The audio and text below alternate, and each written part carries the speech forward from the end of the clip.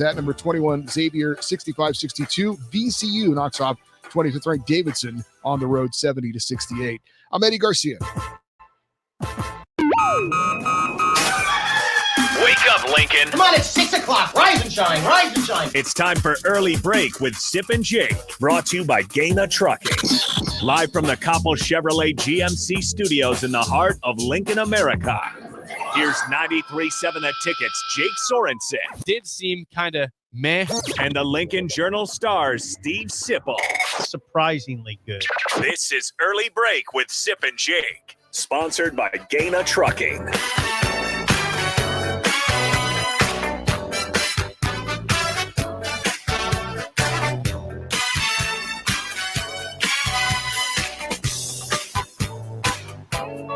Good morning. Happy Thursday to you, Steve Sipple, Jake Sorensen. Early break, full show ahead. We will have Rick Heyman's here from Starter Heyman Jewelers. Good morning, Rick. How are you today? Good morning, gentlemen. Good to see you. We'll have Mike Schaefer in here from 7 to 8 today as well. We also have Husker basketball today, 4 o'clock.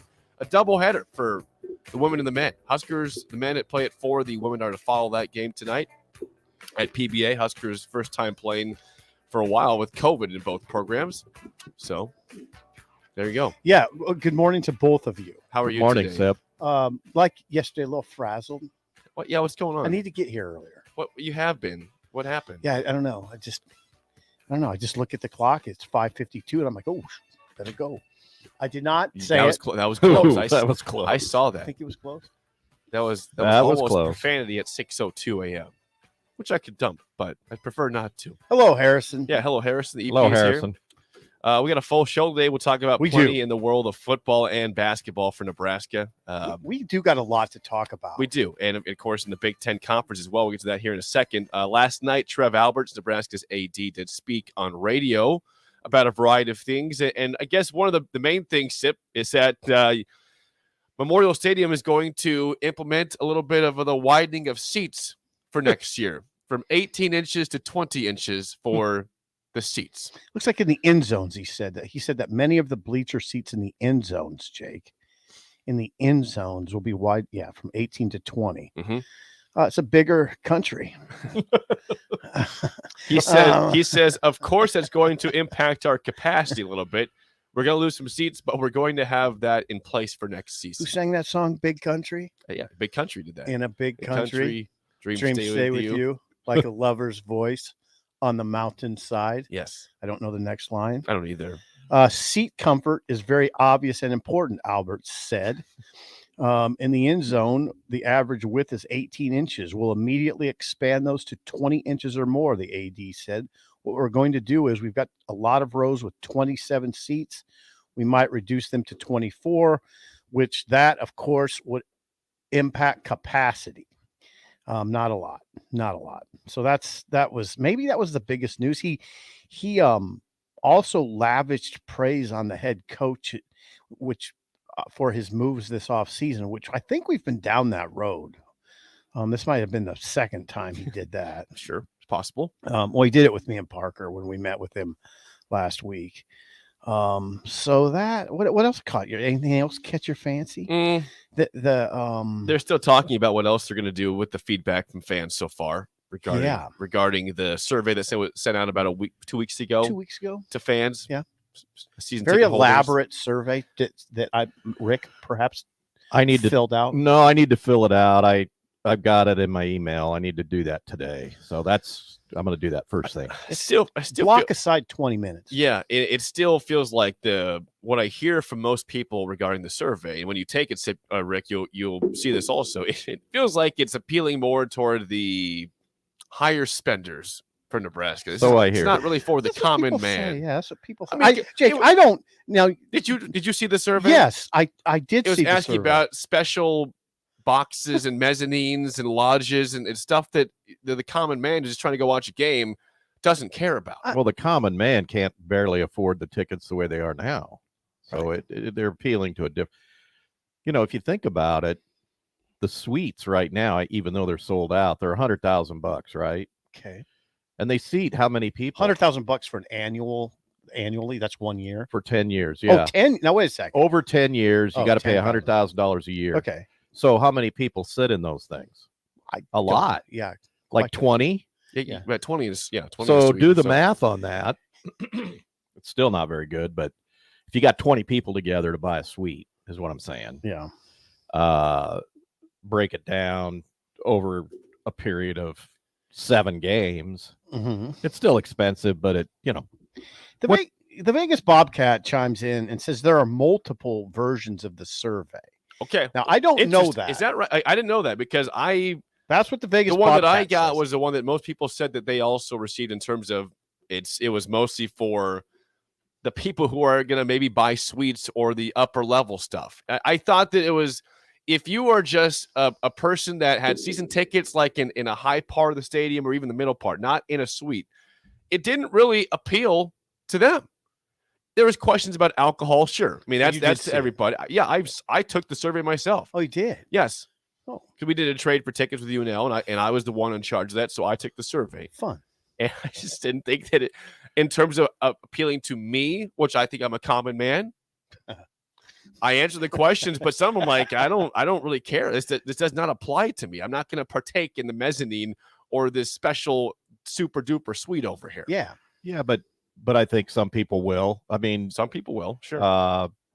look at the Pinnacle Bank Arena.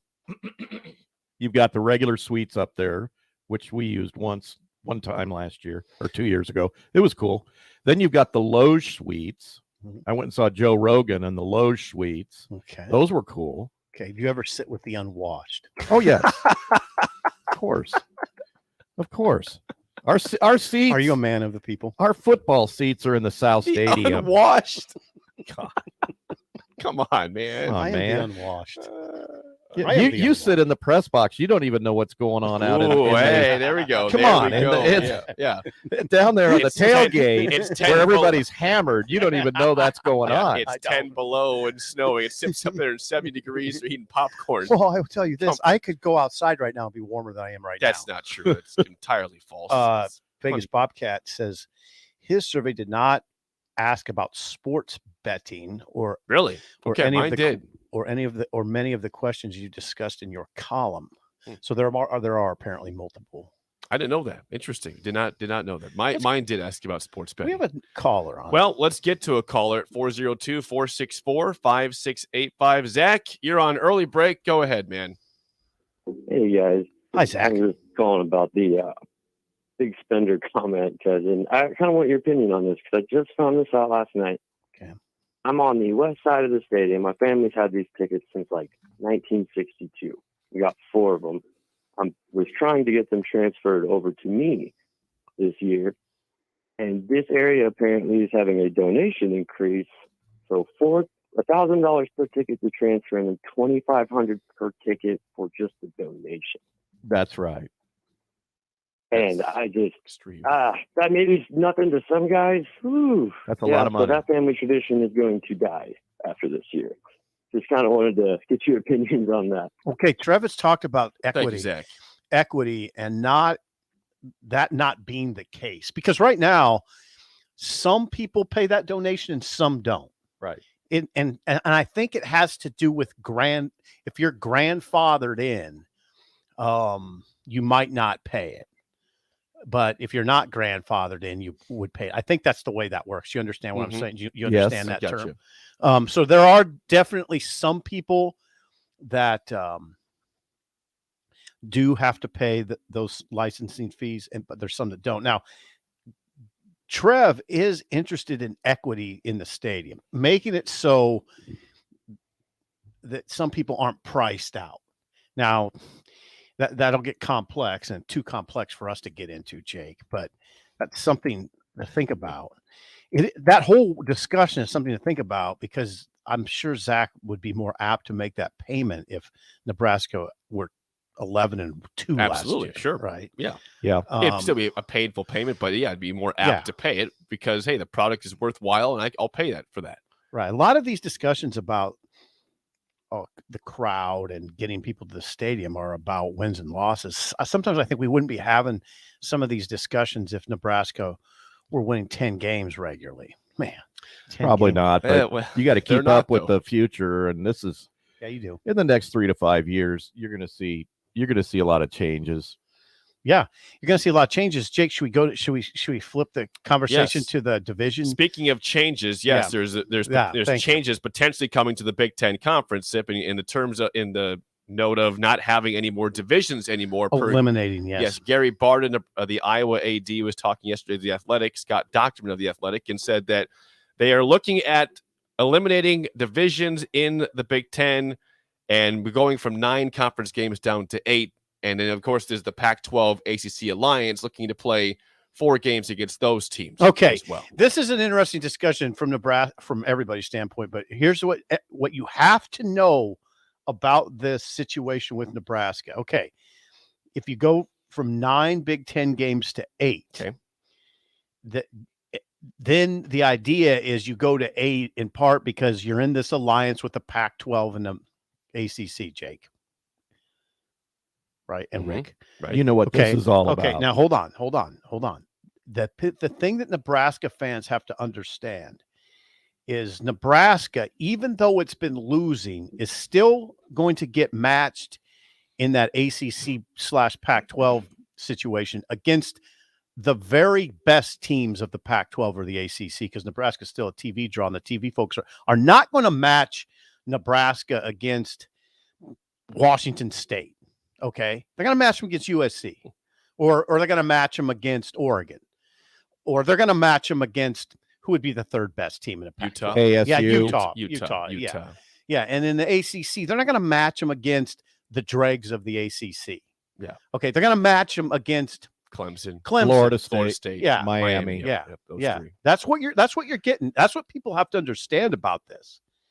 And I can tell you, there's one person who understands this completely, and that's Trev Alberts, because Trev was involved in that TV world. One thing that the sitting AD understands about this world is TV. And Yeah, he does. yeah, he He does. was definitely involved in that. Yeah, and that schedule, we don't even know if the ACC Pac-12 alliance will ever come to pass, but it's in the discussion stages. As far as eliminating divisions, I don't know. What do you think of that, Jake? It Well, kind of becomes the off-season dork. Yeah, well, discussion. if you're going to have a conference championship, and it always, sometimes the Big Ten West Bingo. is not always going to have the greatest team in that title. Bingo. As we've seen, the Big Ten East has won it every single year. There has never been a year the West has won the Big Ten championship since the divisions happened this way. And we all know the beasts of the East. You got Ohio State, Michigan, Oh, is Michigan Michigan State, a Penn beast? State.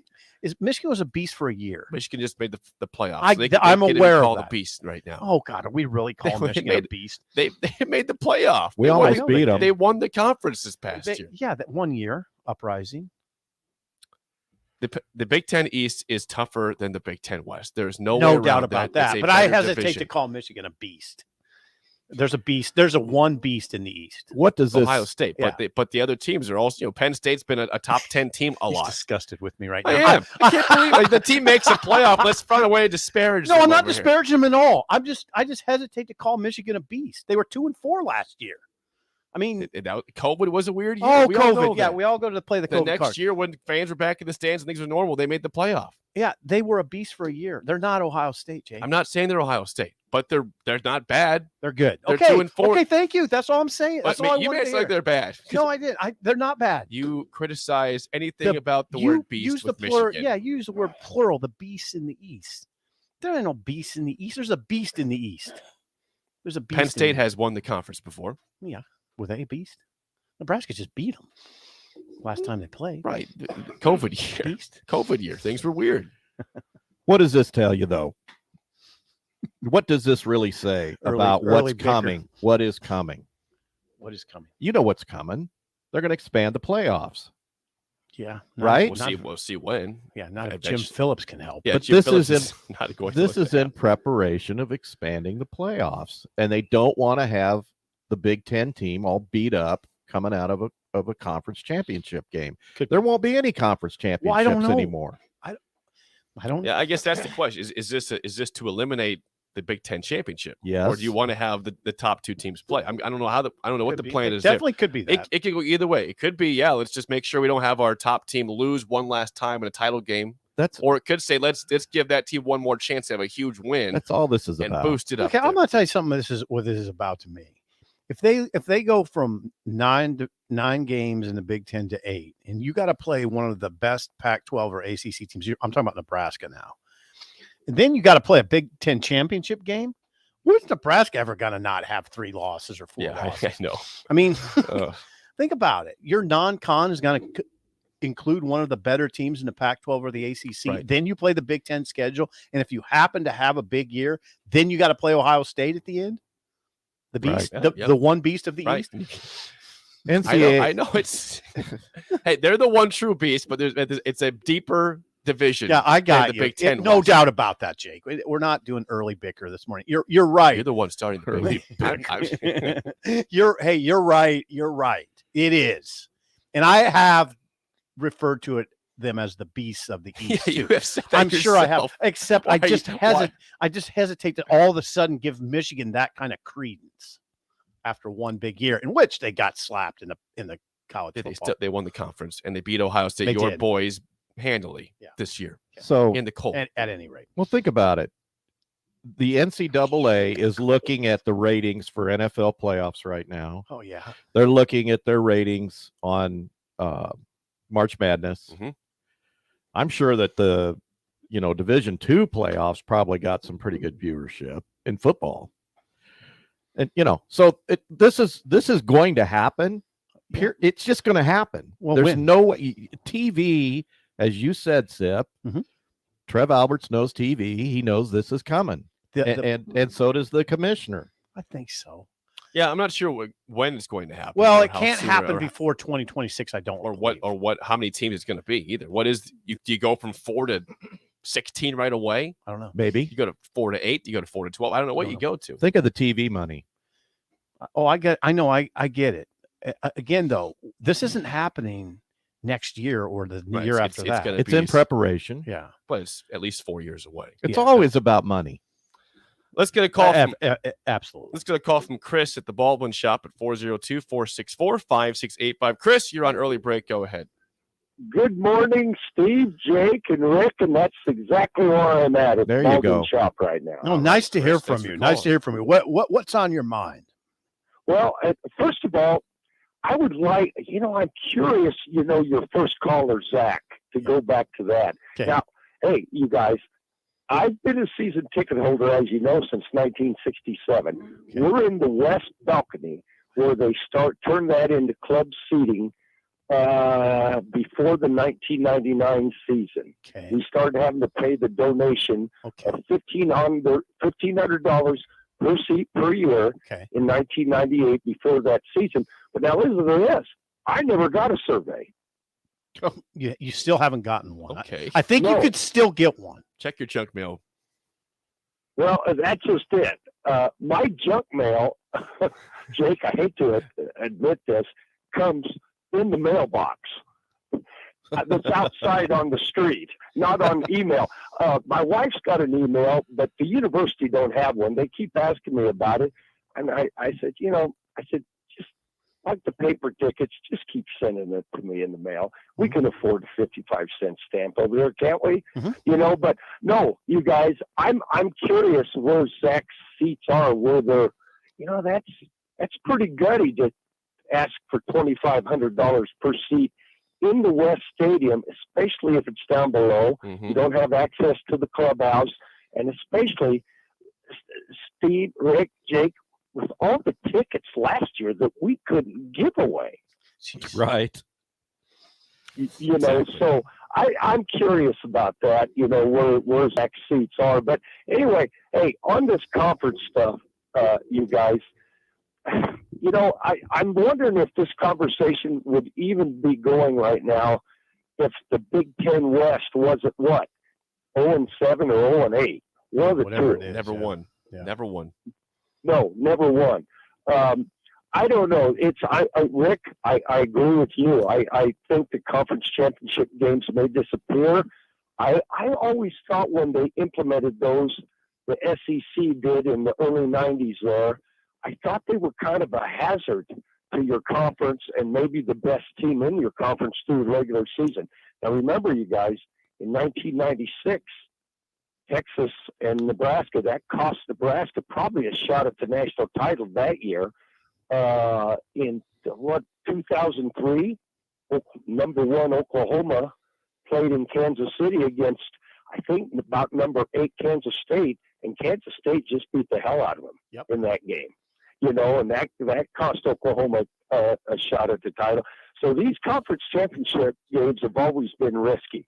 I don't know how that's going to work. Those are better minds than mine, but I'm curious. I'm going to throw a little wrench in here, Jake, on you. Now, in the SEC, I think all eyes, I think the Big Ten keeps one eye on the SEC to see how things are being operated down there. I am real curious when Texas and Oklahoma join the SEC here in a couple of years, how that's going to realign. I've got it that the West Division, they won't split Texas and Oklahoma. Geographically, if you do it, it'll be Texas, Oklahoma, A&M, probably Missouri, LSU borders Texas. That'll be there. Probably the Mississippi schools. I have a feeling, Steve, Jake, Rick, they'll bump Alabama and Auburn over to the East Division with Florida and Georgia. Now that's my ignorant projections up here at the Baldwin shop. But anyway, guys, we'll see how this plays out. Look how the landscape has changed in the last 10 or 15 years, and I'll bet you the next 10 or 15 years it's going to scare us too. But anyway, hey guys, great show. We'll talk to you later. Okay, thank you for your contribution to our great show. What you want? Let's get Zach back on. Okay, we don't take calls twice ever in the show, but for the sake we want to know where Zach's tickets are at per Chris's request. Zach is back. Zach, where exactly are your tickets at in West Stadium? Thanks, guys. Can't leave Chris hanging. I am in section 25, row 20. They're great seats. Good seats. Great seats. So I've been spoiled in that aspect. And Sip, I'm actually the one who gave you that book a couple months ago. Hi, Zach. Right. Thank you. So, the family tradition, this one hurts. We just can't justify paying that, especially with the performance lately. So, that's where we're at. All right. Thank you, thank you, Zach. Zach. Now Thank you, Zach. And I have that book there. sitting on my desk right next to my workstation. Those are good seats. But I totally understand that. It's a $2,500 donation above and beyond what you pay for the ticket. Per seat. That's a lot. Yeah. It's excessive. Yeah. Extremely excessive. Yeah. So there you go. Interesting conversation. Yes. Anything in terms, I'm not sure exactly when we're going to see going back to the Big Ten Conference in terms of not realignment, but just eliminating of divisions. I don't know exactly how soon that could happen. Could it happen as of 2023? All conferences are going to do it. I don't know, but this is the last year of West versus East in the Big Ten. Oh, maybe. So people understand. I'm not saying that's for sure. This could be. Yeah. Not for sure. This could be the final year of the East and West divisions in the Big Ten. So people understand this is just discussion right now. Yes. And it seems like it's every year discussion almost, maybe not every year. I don't think so. I don't think it is they always, every year. But this is the time of year we always talk about jacking up the conferences and switching teams up. I don't remember a conversation about indie divisions for a while. Maybe not. It's been brought up from time to time, but not a yearly thing, I don't think. Yeah. But this is the time of year where the weird stuff takes over. And by the way, going back to Chris's comment about the survey, I don't want to get Chris's hopes up. I don't think he has any chance of seeing that in the mail. That is an email thing. Yeah. The way it's structured, you couldn't. I don't think you can do it. No, you can't. No, right? Because you have to hit a button and it opens into a new window. And Right. The way it's structured, you couldn't. Chris, you'll have to do that via email. If you want to participate, you're gonna have to find a way to get on a computer and email address there. Right. Regarding this, though, once one school gets rid of their conference championship, they all will, because you're not ever going to see a conference penalize themselves holding on to that conference championship when the Big Ten, let's say, doesn't do it anymore. They're lucrative, though. That's the thing. Yeah, but the playoffs are way more lucrative. If you can get in it. You're going to get in it. Yeah. I mean, you are. Win the conference championship. If it's 16 teams, if it's 16 teams, you're going to be in it. If it's 16. Yeah, I don't think you can go from 4 to 16. Or 12. Is it going to be a gradual thing here, you think? Like maybe they have phases of, hey, we'll go to 8 to start I don't. or 12, or to say we're gonna go from 4 to 16 right away when this thing This gets is going. the conference commissioners making the decision. And how many of those are there? How do you predict what's going to happen? I don't know. Very tough. You don't even know who's leading the charge. Okay, I imagine it's Greg Sankey to a large extent. The per SEC. Per Harrison, yeah. The survey, which was emailed initially to the season ticket holders, now is available to anybody at Huskers.com. Anyone can fill out the survey that went out to the season Thank you, ticket holders Harrison. 2 weeks ago. Good job, Harrison. Harrison sort of keeps us in line. Have you noticed that? Yeah, well, he's Keeps supposed you to. on the rails. He's supposed to. He's the producer. It's his job. He does his job well over there. Yeah. Thank you, Harrison. He's a beast. Before we get to break, there is breaking news in the NFL for those who care. New head coach for the Denver Broncos, Packers offensive coordinator Nathaniel Hackett, which leads people to believe that might be where Aaron Rodgers lands, possibly. We shall see. Yeah. We shall see.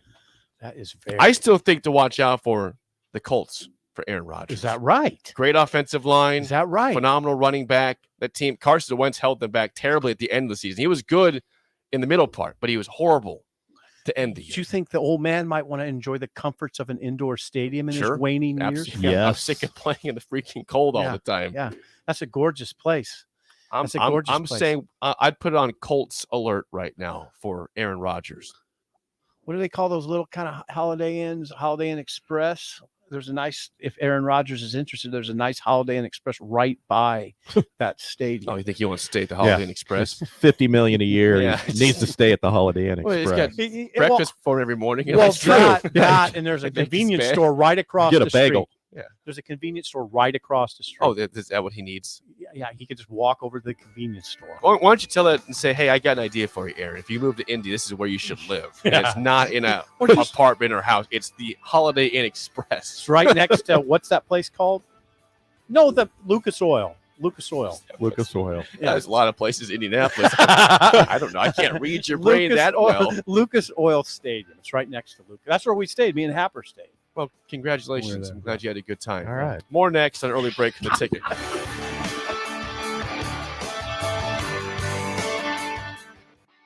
Gaina Trucking is hiring CDL Class A and B drivers. Gaina Trucking guarantees a 40-hour work week year-round, and their strong team culture makes it not a job, but a career. Gaina Trucking offers health, vision, and dental insurance, 401k with company match, an employee assistance program, and other bonus programs. Build a better career today with great team culture at Gaina Trucking. Learn more and apply today at GainaTrucking.com. 93.7 The Ticket, Fox, KFXL weather. Sponsored by John Henry's Plumbing, Heating, and Air Conditioning. Partly to mostly cloudy skies expected here for our Thursday. A little breezy with northwest winds gusting over 20. We'll top out near 40. Heading into tonight, partly cloudy, a low dropping down to 15. Cloud cover lingering into our Friday, very seasonable, as high temps will once again be in the upper 30s, close to 40. I'm meteorologist Tim Wright for 93.7 The Ticket and theticketfm.com. You spend more time in your garage than outdoors in the wintertime. Isn't it time to get it organized? Call Travis at Classic Garage Solutions for his variety of organization packages. Turn your garage from a cluttered mess to a clean, organized space that'll be the envy of the neighborhood and something you can be proud of. You don't need to bring the same clutter from last year into the new year. Travis has storage options for cabinets, monkey bar shelving, or slat wall, and more. Call Classic Garage Solutions today at 402-730-1638. Today on Hey Culligan, why does your team stink? Here's Coach Waters. Hey Culligan, yeah, my team stinks. Ooh, harsh. No, I mean they stink. They won't hit the showers because it makes their skin all dry and itchy. Coach, it sounds like your guys have been hit hard by hard water. You kidding me? Hard water? Yep, so let's call an audible in the form of one Culligan Smart High Efficiency Water Softener to get the soot back in their skin and the stink out of your team. Okay, Culligan, I'm putting you in. Coach, we're already on the way. Go to CulliganLincoln.com and schedule your free water test today. Bagels & Joe is ready for winter with white chocolate raspberry cream cheese, great on any bagel. And try a grilled Italian panini for lunch with ham, prosciutto, banana peppers, and provolone on a sun-dried tomato bagel. Bagels & Joe, 4 Lincoln locations. Action Plumbing, Heating, Air, and Electric always makes safety a top priority for our home and office. In under just 1 hour, their team installed the state-of-the-art air scrubber system directly into our existing HVAC ductwork. This technology purifies the air and reduces exposure to common bacteria and viruses, creating a safer breathing environment for my family. Action delivers honest quality services we can count on. To learn more, visit actionlincoln.com. Hi, this is Sean Callahan with Coppell Chevrolet GMC. New vehicle production has been increasing, but the lots will not be filling up anytime soon. In fact, most vehicles are being pre-sold and are leaving the same week as they arrive. If you want your new Chevrolet or GMC, this is a great time to build a vehicle and place an order. Our sales team will work right with you to build the exact vehicle you want. At Coppell, we appreciate your business and sell vehicles at a fair price. So come check us out or visit us online at coppellcars.com. At first, I was really nervous and intimidated to buy a ring. I wasn't sure what I was getting into. My experience at Starter Heyman was very easy. I felt like I walked out of Starter Heyman with the ring that was going to make her go wow and say yes. I love my ring. It is so beautiful. I absolutely love my ring. I get compliments on it all the time. I always tell them Starter Heyman. Yeah, we would definitely recommend Starter Heyman. Yeah, it was great. We're definitely coming back. Sure. Sauter Heyman Jewelers, Lincoln and Grand Island. SauterHeyman.com. Shopping for insurance can be a tedious and frustrating task, but the agents at Brokers Insurance Agency will do the work for you. They have partnered with over 20 of the best insurance carriers in the nation, which allows them to do the shopping all for you. Whether you're looking for business insurance or employee benefits for your company, or you're looking to save money on your home and auto insurance, Brokers Insurance Agency has the agents and solutions to help meet your goals. Call 402-420-5353 or email staff at brokersinsurancenE.com. We're on the air. Back Well, party's starting early today, isn't it? to more of Early Break with Sip and Jake. Simple, you are an idiot. Brought to you by Gaina Trucking. On 93.7 The Ticket and theticketfm.com.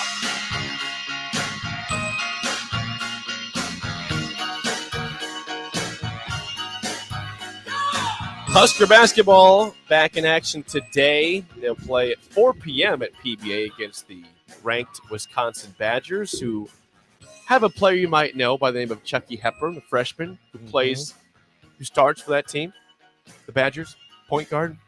A spot Nebraska. Again, Alonzo Verge is good at assist numbers, but we could use more point guard play from Chucky Hepburn. I'm just saying, nice to have that guy in Nebraska. Good defender, too. Sip, you're going to be at the game, apparently. You have told me you What's the planned. spread? I'm going to help the gamblers out here. Yeah, check it out. Let's have you guess first.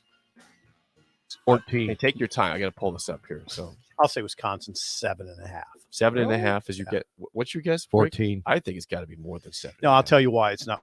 It won't. I'll be right, and I'll tell you why. Okay, I'm right. yeah, I'd like to know why. 8 at the most. I'm right. Harrison, what's your guess? You can write in the grease. He already board. looked it Oh, up. he saw it already. Am I right? Yeah, It's I'm 8. right. It's 8. Is it 7.5? So I 7.5. nailed it. Here's why it's Right. close, because it's a low possession game. I mean, if Wisconsin wins it all, which I imagine they will, it'll be close because it's low possession. 7.5. Yeah. Nebraska in low possession games. You understand low possession games? I do. They work in Nebraska's favor a little bit in keeping it close. Now, if you're in a low possession game and you hit 7 or 8 threes, there you go. You're in it. And this helps you. So Wisconsin's last 5 games, if you want to talk about how tight they've been. They've not always been that tight, but okay, the spread's 7.5 today in Lincoln. Wisconsin's last 5 games are coming off of a 12-point loss to Michigan State. Before that, they won 4 games in a row. They beat Northwestern by 6. They beat Ohio State by 10, Maryland by 1, and Iowa by 9. I think the Iowa game was fairly high scoring. What were the other? 87-78. Yeah, what about the other ones? Okay, they beat Iowa 87-78. They beat Maryland 70-69. They beat Ohio State 78-68. They beat Northwestern 82-76 and lost to Michigan State 86-74. I think the score will be in the 70s, and I think Wisconsin wins about. Write this down because I'll probably hit the score on the nose. I'd say 77-72, Wisconsin. So you take the Huskers then to cover. Yeah, to cover. Now, see what's going to happen here going forward is Nebraska's going to be in some close games. Northwestern is well, I don't know. I know that you think Rutgers is the equivalent, the rough equivalent of Gonzaga. Rutgers, of course. I like Steve Pikiell. Yeah, I do I not know. think that at all, actually. So Nice try. You do Nice like try. Rutgers. I like Steve Peichel. That game, I think, will be close for sure. Northwest. I mean, I'm looking at the next 5 games. Wisconsin, close game for Nebraska. Rutgers, close game for Nebraska. At Michigan, I think Michigan might blow their doors off again. Okay, well, I'm glad you come around on that one Yeah, too. Northwestern, that'll be a 1 or 2 point game, and Minnesota will be a 1 or 2 point game. But you have them winning the 1 or 2 because I think they could said win 3 3 and 5. here. Yeah, I'm going to write a column today for tomorrow that says in order for Fred to demonstrate real progress in this 5-game stretch in the next 14 days, 13 days, whatever it is, they got to win 3. Show us progress. Show us. Don't tell us. Show us. Win 3 of these 5. That's the schedule. It lightens up. Wisconsin, 4 of those games are at home. Come on. Wisconsin's at home. Rutgers is at home. You're at Michigan. And then Northwestern's at home and Minnesota's at home. Win 3 to show progress. That's not too much to ask. That's not. That is absolutely not. If you believe this if you team want can to turn things around. Right. If you want to show us that your program's making progress, win 3 of these next 5. Okay, I can go with that stance. Okay. I just don't expect it. Okay, that's fair. That's a fair thing to say, saying, hey, this stretch is gettable. Yeah, it is. You want to prove your team does not suck completely and that you have something going for something, not a lot, but something. 3 of 5 is doable. If you come out 0-5, if you come out 0-5, then the AD better be looking for another coach. Well, you've already had firings mid-season this year in college basketball. Right. If you come out of this 0-5, goodbye. That's it. You can't come out of this 0-5. You think he would fire him before the season ends? That's, you wonder. Because the buyout's in play. If they want, well, the buyout, there's ways around that Okay, buyout, all as right. you know. Yeah, I know. Chris Mack, hello. Yeah. Right. What was his? What he got? What 4.8 million out of 12? I think his buyout was 12. We better double check this because now I'm throwing out numbers that I'm only lukewarm sure on. Chris Mack at Louisville fired. His buyout, I believe, was 11 million or 12 million, and he got 4.8 million. Check that out while I'm talking. I'm looking it up. I am saying that if they go 0-5 in this stretch, if you're Trev Alberts, you have to say this is not working at all. You can't go 0-5 in this stretch. That would take you to what in the conference? That would take you to 0-13. I mean, come on. At some point, it's just folly. You're just jacking around at that point. So, yeah, you better win 2 out of this 5. The way that they got him out of the huge buyout is that he was involved in a little bit of a scandal. Yeah, there was scandal. Oh. Right. Yeah, Chris Mack didn't get Dino fired because of win-loss record only. Yeah, But that hurt. Yeah. But he began the year serving a 6-game suspension handed down by the school, stemming from the scandal that involved former assistant Dino Gaudio attempting to extort his former boss. Oh. So little extortion. That's all. Extortion gets the buyout down, apparently. That would help. Yeah. I don't know. We'll see. Well, does it say what the buyout is? I don't see it in this article. Okay. But the point is that There's it was ways around an $18.5 million buyout. right. But It can he be. served a 6-game suspension this year that would. Well, he did. I'm talking about Fred. I I shifted know. back to Fred. I know. I'm trying to think. What is it? Fred has not been suspended. At No, all. I know. I know. The moose clause? I don't know. What is it? I don't know. How do they do that? Yeah, I don't know what they're gonna do with Hoiberg. At any rate, I'm just hoping he can be a good guy and help out and say, we'll negotiate. We'll give you a buyout. It's just not gonna be 18 mil. How about we talk about what's fair for what you delivered to us on the court? Speaking of Chris Mack, he's open. He's available now. I'd be curious. The Vegas Bobcat if I was weighs Nebraska. in. The Vegas Bobcat weighs in. What's he saying? You are. He's addressing me. Okay. You are such a hypocrite when. Yeah, you are such a hypocrite when talking about wins and losses between football and basketball. It's bull. Okay. Well. Yeah. Okay. Well, that's your opinion. I appreciate that, Vegas. Okay. Yeah. Hope all is well. It was $12 million buyout if he was fired. But yeah, just say now it's going to be $4.8 million because of a settlement. There you go. So I was settlement. right. Hear that, Harrison? Yeah. The old man had Good- the numbers good job. nailed. 12 million went to 4.8, but a lot of that is because of scandal. If there's scandal in Fred's program, and we don't know about it, and I don't know if that could be used as a tool or not. I don't know what that's ultimately going to look like. I would think this, though, if you were one of Fred's assistants, you might feel kind of safe right now because of his buyout. Somewhat safe. I think you wouldn't feel as safe if you go 0-5 in this Right. stretch of games. I agree with that. And I wouldn't really feel safe in general right now. Well, your boss You're has an 0-8. $18.5 million buyout. I don't think you can ever feel safe when you're 0-8 in the conference play and you're conference, 5-42 in conference play What in if- 2.5 seasons. What if he wins all 5 of these games? Well, then he's Then fine. life gets pretty interesting. Yeah. Yeah. But what do you expect that, Rick? I don't know. It's possible. Come on. I have Come on. hope. No, you're right. Guys, Michigan, guys, come on. Wisconsin. I've seen this team lose by 27 points and 30-plus points this year. Right. They play well for a stretch. They might have a Right. couple of these good games, and then you might have one you lose by 33 points. Right. Jake's correct. That's the correct They haven't answer. done Let's not anything. talk about They haven't them done again. anything to warrant me to like give them a belief of winning 3 of 5. Jake, I appreciate you. While I appreciate you saying that should be like laid out by the AD. I'm going to lay it out. This I know seems unlikely, but if you want to show progress and that you're going somewhere, do it. I don't believe that's going I to mean, happen. think about what we're talking about now. They're basically out of the NIT. What would they have to win? Like they got 12 games left. Would they have to win 9 of their last 12 to get in the NIT? What would that make them? 9, 15. Nebraska 15 6 and 6. They would have to win 10 games. Basically, they'd have to go 10-2. Do you believe in miracles? They already have 13 losses. That's to get in the NIT, by the way. I mean, that they'd have to go 10-2 to get in the NIT. For a team that was seen by Andy Katz as a 10 seed in the NCAA tournament before the season. And some other guys had Nebraska in the dance, and they're 6-13 and 0-8 conference. Okay, 4 p.m. start today. It'll be odd. I don't know how that'll affect the teams. I don't imagine there'll be a big crowd there. What do you think? Cocktail hour. If they sold alcohol, it'd be wonderful. It'd be a good time to go to the game. It would be. Everybody go down and get a beer. Okay, Yeah, hang out. that'd be I'll revisit the question. Okay. There's no alcohol. It's okay. Okay, Oh, what dang do you it. Bummer. what do you think about what will there be crowd? Will there be a big crowd PBA tonight or half Well, full? I'm curious. Half full. You might see people want to see Chucky Hepburn from Bellevue West. Yeah, students are Wisconsin. back. Yeah. Are the students going to a 4:00 game? No, Yeah, maybe. some might be off class. What do you think? Okay. I think I've been hearing recently for the night games, the ones you can attend easily. I've been Half full. 7,000 to 8,000 people. Yeah.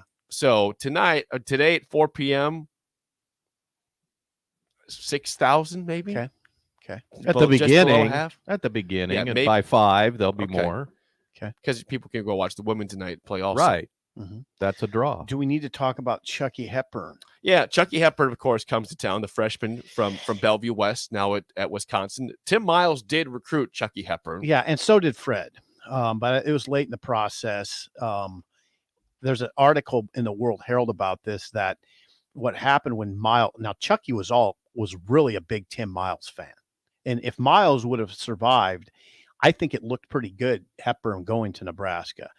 What Hepburn's dad said is his recruiting got reorganized, quote unquote, once Miles was gone. Now, as far as Nebraska's recruiting operation, the World Herald talked to Matt Abdelmassih, who is Nebraska's recruiting operation. Yes, he is. Okay. The whole thing. Pretty much. The whole thing. Yeah. And Abdelmassih, as the article says this, as for the local players, Nebraska hasn't gotten. And we're talking about Hepburn. We're talking about Hunter Salas. We're talking about Trout. We're talking about Jason Green. Okay. Mm-hmm. They all received Nebraska's offers. Abdelmassih said he's not worried. He said, this is what Matt Abdelmassih, Fred's assistant, Fred's recruiting guy, said, quote, with all due respect to the kids that have been in state, I feel like the kids that we have added are quality players in their own right. This is the key quote from Matt Abdelmassih. I think it would be a major concern if you are not getting in-state kids and also not getting any quality talent from outside the state. I don't think it has anything to do with our approach. I feel pretty strong that our approach must be working with the kids that we have added in our program. Jake? I have several thoughts on that. Okay, I'd like to hear that. I just don't think you can recruit off of film only. I want to know how often Abdelmassih is seeing these kids he's recruiting to Nebraska that are not from the state, that are easily accessible Makes to you go wonder. see. Makes you wonder. And also, do they care about Nebraska at all? There's a care factor involved. Are they coming here for That's true. NIL money or some guarantees possibly? Or are they coming of course. Are they coming here for something more? NIL's big. Now, Nebraska kids get NIL too. I know that, but get name, image, likeness money. I just always dream about what this could look like at Nebraska if you had all those guys. I've seen it. No, I know of the Salases, of seen Trout, of Hepburn. Eric Strickland's on our airwaves every day. Right. Yep. He was part of an era that you saw it. Terrence Badgett, Eric Strickland, guys from Omaha, Andre Woolridge, from Rich King, on and on. I mean, going back to Dave Hoppin. Yep. Mike Martz, Bill Jackman. Yep. Jake, there was a day. And I'll tell you something. Oh, now you're going to get me wound up. Right? Jake, I know that you don't want to talk about things that happened in the 80s. Rick remembers Moiba. They ran Iba out, and I told you his record the other day. And he made the tournament. Made Nebraska's first ever tournament, and then resigned. That's amazing. Because there was heat on it. You know how he did it? They lost to Western Kentucky in the first round of the NCAA tournament. He walked by the AD. I think it was Bob Devaney. Okay. Handed him his letter. I'm out. That's amazing. There was some He heat made on the him dance. because of some illegal practices. Legal practices. Wow. Horrible. I mean, my God. I'm still incensed by that. And that I can tell that, but that's where people wonder why I get so worked up about Fred Hoiberg being 1-27 on the road, being 5-42 in the Big Ten, being 6-52 against power conference teams. They ran a guy out of here that was 19-11 and 8-6 and made the NCAA tournament. And that's why that's what the latent that was a anger. long time ago. That is And I agree with you. It sucks. Well, what's the difference? They ran Bo out too. What is the difference? I'm not Why saying this long time ago? What does that have to do with it? What does it have to? In fact, it was just as tough then as it is now. I could see running Mo Iba out at 5-42. I'm not saying that's the right thing to do at all, to run him out of Long town. time You ago. don't know. What does that mean? They don't It's know the how the future record's would the look like. record. The record's the record. Listen, right now it would be insane to do that. I don't know. I wasn't alive back then. I can't tell you what it was like. I don't know what the fans were like back then. They didn't want Mo around. Okay. Slow ball. Played slow. Really slow. So he was a defensive oriented coach. They had Dave Hoppin though, and they fed the ball to Dave Hoppin. They didn't run. Boom. Yeah. They had a 6'11" center. They ran Danny out too. Yeah.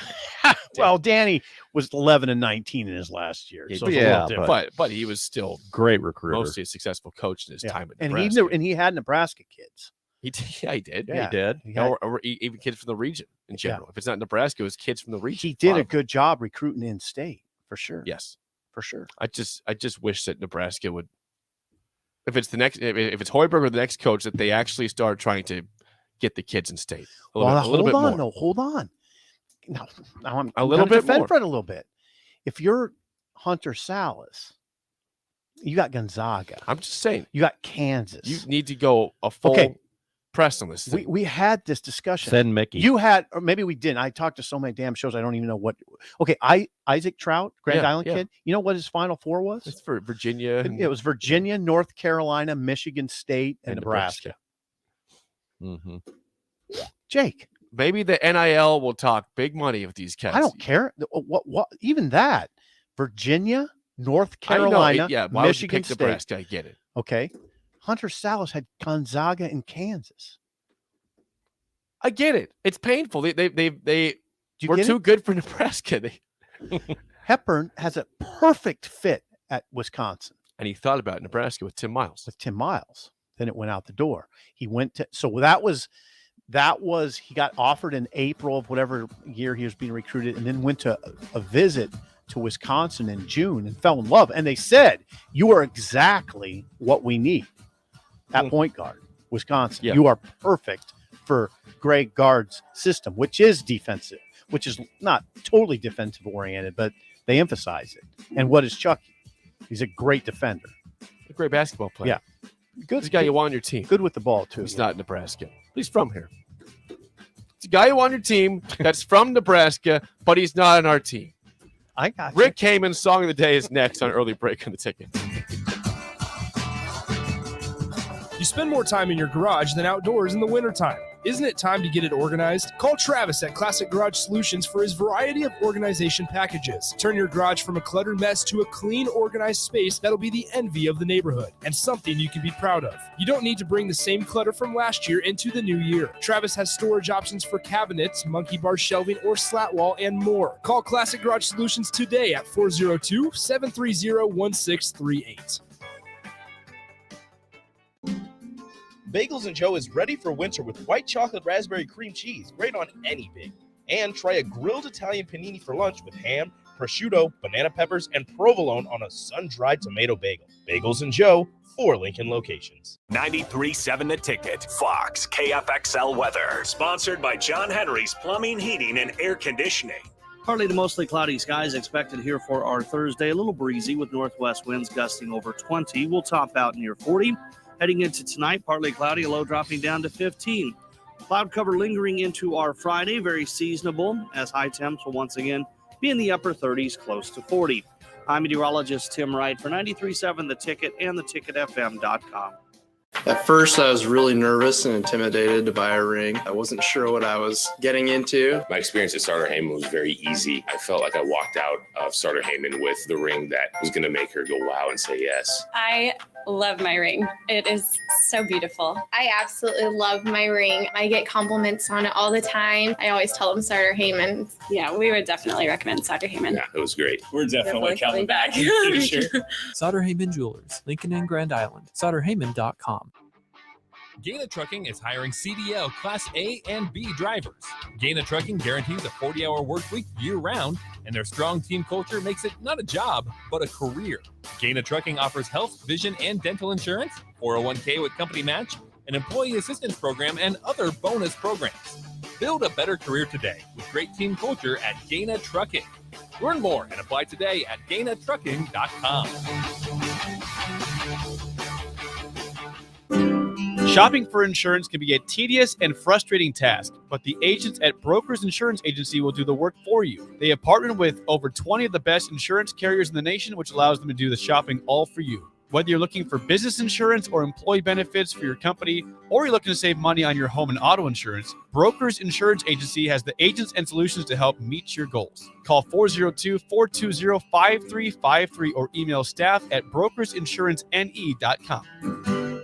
Hi, this is Sean Callahan with Koppel Chevrolet GMC. New vehicle production has been increasing, but the lots will not be filling up anytime soon. In fact, most vehicles are being pre-sold and are leaving the same week as they arrive. If you want your new Chevrolet or GMC, this is a great time to build a vehicle and place an order. Our sales team will work right with you to build the exact vehicle you want. At Koppel, we appreciate your business and sell vehicles at a fair price. So come check us out or visit us online at KoppelCars.com. Move over, Jake. I'm moving. Jeez. Thursdays are reserved for a man with a wider range of music knowledge than Jake could ever dream of. This is the golden era. You would hear this on any radio station. You know, it wasn't like it is now. You know, you got country, you got R&B, you got pop, you got rap, you got rock. They didn't have that then. You heard everything. A man who knows a good song when he hears it, just as much as a good diamond when he sees it. You get a diamond! Yes, I do get a diamond. I get a diamond, and that makes me happy. It's time for Rick Heyman's Song of the Day, sponsored by Sauter Heyman Jewelers, on Early Break on 93.7 The Ticket.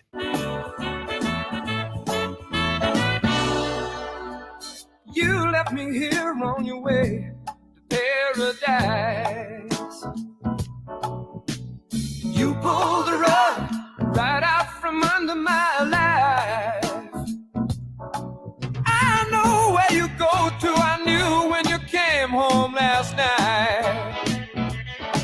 'Cause your eyes had a mist from the smoke of a distant fire.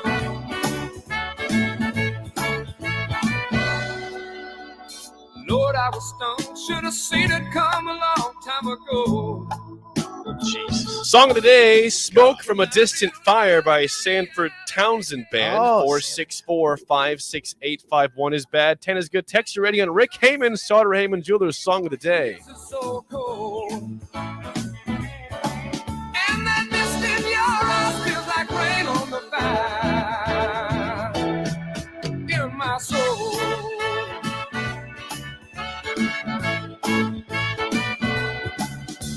It's lying and crying, upsetting and getting nowhere. It don't stack up, so slack up and pack up. I just don't care. Scream, no hit you. On your way out, don't you drown when your dream all runs up to the ground. All right, again, your Song of the Day. Well, we should play the whole thing. We just can't. It's not allowed. Smoke from a Distant Fire by Sanford Townsend Band. 402-464-56851 is bad. 10 is good. Text your rating on Rick Heyman's Sauter Heyman Jewelers Song of the Day. That's pure 70s gold, right? That's pure 70s gold. One hit wonder. Okay, that is Jake's maybe not going to be in this conversation because he doesn't know these bands. That is sounds like Hall & Oates meets Ambrosia meets Bill Withers. Pretty good. I know all three of those. You know Ambrosia? Pretty good. Yeah. Ambrosia is the greatest. That's got the ever. biggest part of me. What's their My buddy was their lead singer for years. Hello. I just heard him yesterday. That's a good song. I just heard The greatest. Ambrosia. Anyway, that was a great song from the 70s. Mhm. See, Jake, when you talk about how much you love the 70s, that's why. That sort of song. Because you don't hear songs that good anymore. No. Do you? Or are we just old men shaking our hands at the cloud?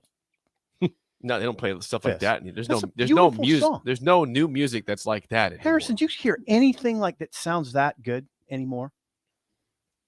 He says yes. He said I yes. Oh, appreciate come it. on. Yeah, Kid Cudi's not like that, Harrison. Not Kid even Cudi. close. There's nothing like that coming out. Thank you for that song. You're Rick welcome. Heyman.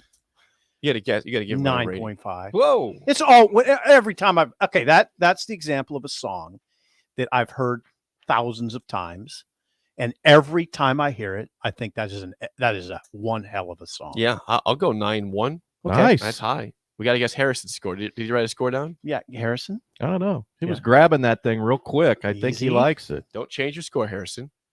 You're 4.0. Okay. No, better. Okay, Rick thinks better than a 4. It didn't seem his reaction was cold. We'll see. That's the key here. Is the reaction. I'm gonna go. I'm Price is Right type thing here. I'm gonna go a little over 4.1. Oh, higher than 4. Yeah, 4.1. 6.1. Happy vibes, he says. Good vibes. Yeah. Happy vibes, except for the guy is talking about his woman with Another her guy. eyes have a Smoke from a distant Oh, yeah, fire. not exactly that good. Yeah, she's thinking about somebody else. So that's not that.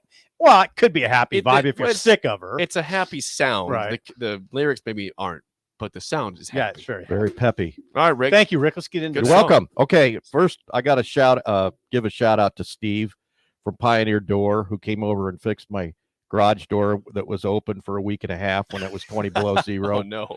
He's a big fan of the show. He loves the show. So hey, Steve, thanks you, for Steve. fixing my Yeah, door. good morning, Steve. Thank you. Yeah, thank you, Steve, and thank you for fixing Rick's door. He was concerned about varmints getting in his garage. Just Coyotes and freezing to And I'm death. not talking about Jake.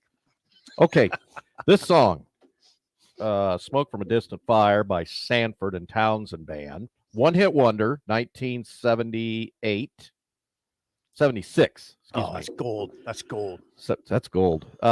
Here's a 76. If you go on YouTube and look at the comments on this album or this song rather, one of them that stuck out to me said, if you're only going to have one hit, it better be as good as this.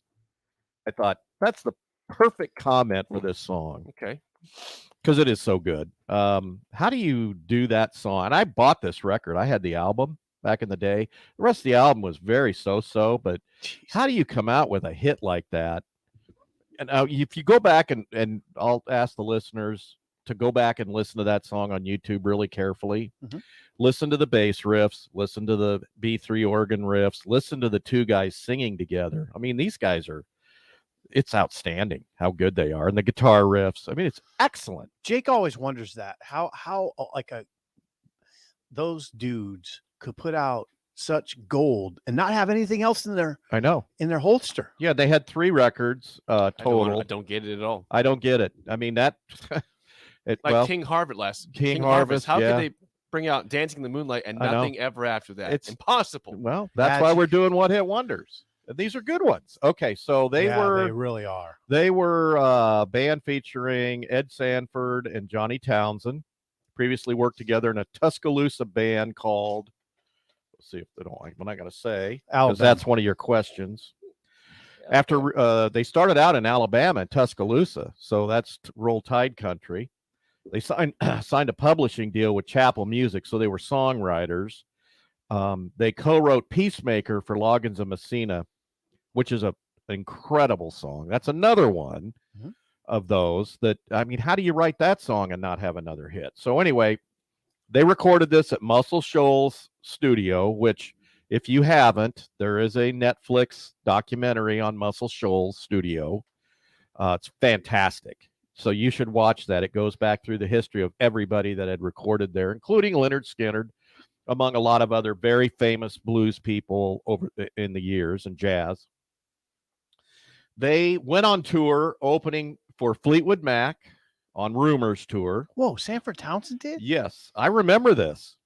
They also opened for Marshall Tucker, Charlie Daniels, Marshall Tucker, Jimmy Buffett, Foreigner, and Hart, as well as others. It still had just this one hit. One hit. That's And they were on tour with all of these guys. Wonder if they just played that song over and over. We'll play it 4 times already. We're on to the next. So there's not a lot of information about these guys. They're still around. I think they're still writing songs. One of the guys, Townsend, put together a band called Toller Townsend in 2008. So I don't know if they're still playing, but this is the perfect cruise ship band. You know, they do those pop tours and cruise ships. Do they? Yeah. I've got friends that go on them and just say they're an absolute blast. Everybody goes on those.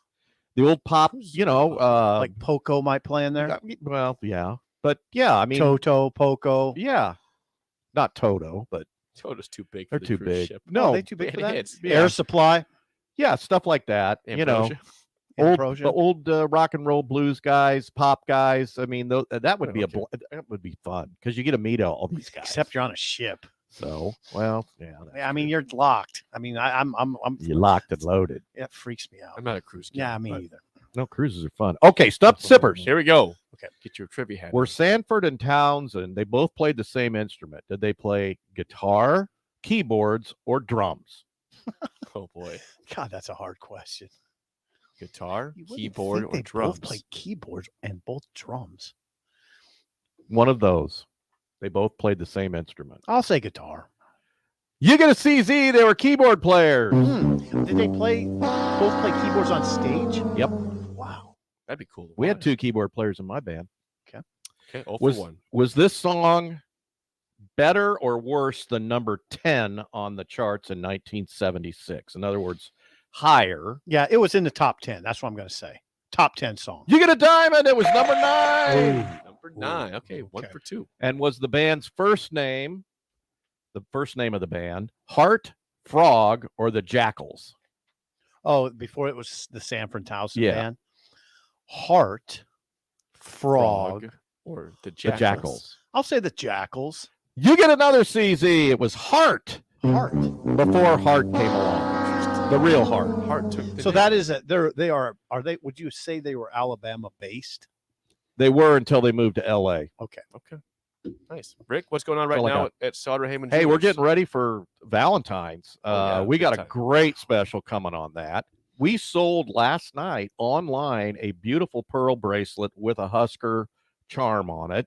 It was $75. Guys, if you got a special occasion coming, we'll ship it out to you.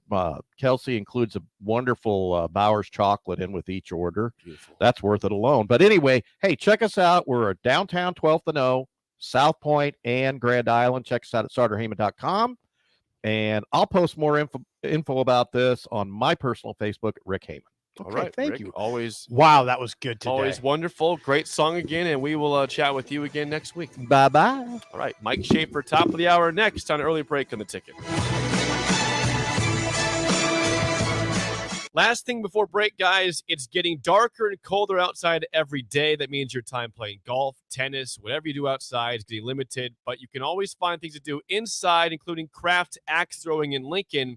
They're open 7 days a week from 4 to 9 p.m. on Monday through Thursday, from noon to 11 on Friday, Saturday, and from noon to 9 on Sunday. Parties and events are welcome anytime.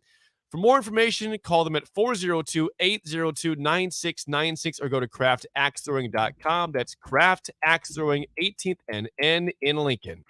This is Lincoln's home for sports talk on the FM dial. Also online at theticketfm.com. On the internet, KNTK FM Firth, 93.7 The Ticket. Shopping for insurance can be a tedious and frustrating task, but the agents at Brokers Insurance Agency will do the work for you. They have partnered with over 20 of the best insurance carriers in the nation, which allows them to do the shopping all for you. Whether you're looking for business insurance or employee benefits for your company, or you're looking to save money on your home and auto insurance, Brokers Insurance Agency has the agents and solutions to help meet your goals. Call 402-420-5353 or email staff at brokersinsurancene.com. Tune in to the Teammates Mentoring Hour each Wednesday from 6 to 7 p.m. on 93.7 The Ticket. Hear stories from the program started by Tom and Nancy Osborne and how it's changed mentors and mentees' lives and how you can be involved. The Teammates Mentoring Hour, Wednesday nights from 6 to 7 o'clock on 93.7 The Ticket and theticketfm.com. Today on Hey Culligan, why does your team stink? Here's Coach Waters. Hey, Culligan. Yeah, my team stinks. Ooh, harsh. No. I mean, they stink. They won't hit the showers because it makes their skin all dry and itchy. Coach, it sounds like your guys have been hit hard by hard water. You kidding me? Hard water? Yep, so let's call an audible in the form of one Culligan Smart High Efficiency Water Softener to get the smooth back in their skin and the stink out of your team. Okay, Culligan, I'm putting you in. Coach, we're already on the way. Go to CulliganLincoln.com and schedule your free water test today. 93.7 The Ticket. Fox KFXL weather. Sponsored by John Henry's Plumbing, Heating, and Air Conditioning. Partly to mostly cloudy skies expected here for our Thursday. A little breezy with northwest winds gusting over 20. We'll top out near 40. Heading into tonight, partly cloudy, a low dropping down to 15. Cloud cover lingering into our Friday, very seasonable, as high temps will once again be in the upper 30s, close to 40. I'm meteorologist Tim Wright for 93.7 The Ticket and theticketfm.com.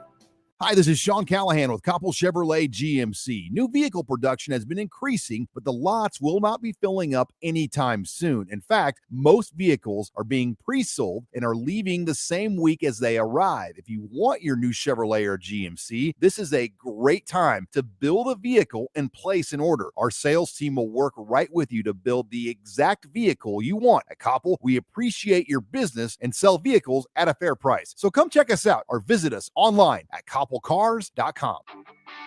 Gaina Trucking is hiring CDL Class A and B drivers. Gaina Trucking guarantees a 40-hour work week year-round, and their strong team culture makes it not a job, but a career. Gaina Trucking offers health, vision, and dental insurance, 401k with company match, an employee assistance program, and other bonus programs. Build a better career today with great team culture at Gaina Trucking. Learn more and apply today at GainaTrucking.com. If you're talking, they will hear you. Why are we getting killed like this? Kyle's not here. Got caught drinking beer in the park a couple of nights ago. Really? Yeah. 0 tolerance. He's out for the season. Harsh. Hey, he knew not to drink. We've made that clear to all of our kids, right? No, not really. Bill, if we don't tell them what we expect and why they shouldn't drink, how are they going to know? Sponsored by SAMHSA and Nebraska DHHS. Aired with the Nebraska Broadcasters Association and this station. Casey's General Store is giving you the chance at winning 2 free tickets to a Nebraska home basketball game this season. Stop by any Casey's location in Lincoln throughout basketball season. Enter your name into the registration box and you'll have a chance to win 2 tickets to an upcoming Nebraska basketball game. Every drawing will occur at least 24 hours before the game that has its selected winner. So make sure to get to any Casey's in Lincoln today for your chance at 2 free tickets for Nebraska men's basketball games. Wake up, Lincoln. Come on, it's 6 o'clock. Rise and shine, rise and shine. It's time for Early Break with Sip and Jake, brought to you by Gaina Trucking. Live from the Coppell Chevrolet GMC studios in the heart of Lincoln, America.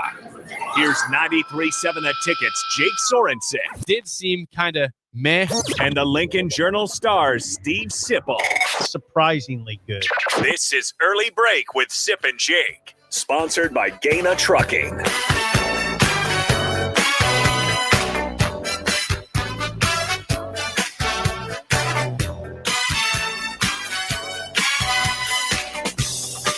Welcome back to Hour 2 on a Thursday. Steve Sipple, Jake Sorensen, early break. Fun show so far. You got the podcast at theticketfm.com. We are now joined, as we are every Thursday in the 7 o'clock hour, by 24/7 Sports, Mike Schaefer. Hello, Michael. Maybe it'll rebrand to 27/4 Sports. That'd be kind of 27. That'd be off-brand, right? The offshoot. So it would be like the, if there was like a China knockoff version of it, that's what it would be. It's basically 27/4 Sports. The guests keep rolling in. Yes. I want to say thanks to Rick Heyman. And Yeah. again, thanks to Steve as garage doorman. Thanks for listening he to helped us. to keep the stuff out of his garage. Got in the garage Rick's door. garage door. Schaefer just bought a house. Rick's garage door was broken for how long? Like a week and a half. A week and a half. Yeah. Couldn't put it down for a week and a half. It's stuff just going in probably. That's tough. I had it the other way last spring where the spring actually broke on the garage door. Yep. And then it wouldn't go back up. Yep. Yeah, we had that problem. And there was there. like a week where it's like you could tell something wasn't right. And I was just telling Shelby, I was like, it's an old garage door. It probably just needs like some grease, like, it's cold. Well, this was right around when it was Probably like needs- negative 30 Yeah. degrees. So it was last Oh, February. jeez. The worst And time so ever. that really accelerated the death of the spring. And so eventually, like, it just went out, and I called this company, and they actually came out in like one day. Really? So it worked out fantastically for me. Unfortunately for Rick, like a week and that would give me a lot of consternation. And how many coyotes came into my garage? Raccoons or Foxes. Is there a badger in here at all? Fox, badger, possum. Yeah, Just take I would residence. want a camera on the garage. Say what all came into my garage this week and a half span. You know, we had a possum in our garage for a period of days, and it would just stay in there. And Trix would work in the garage and not worry about the possum. But she knew it was there. Yeah, because she see I it. ain't going in the garage. Don't they hiss at you? No, not if you threaten them. They Well, could. If you're in their presence, they might might hiss. Them. Generally, they just play possum. Yeah, they're not Possums are tough. particularly aggressive animals. No, they're not. No, I had a possum. You've seen our chicken coop, right? You've seen it. I have seen the You chicken. talked to the I chickens. talked to the chickens. They It was very listened. They disconcerting, listened by to the way. me too. Jake did not know I was watching, and I look over and he's talking to the chickens. Anyway, we had a possum Of course I was. in the chicken coop, and it was. Now, I don't know if I'm going to get in trouble with Pete. I'll keep this PG.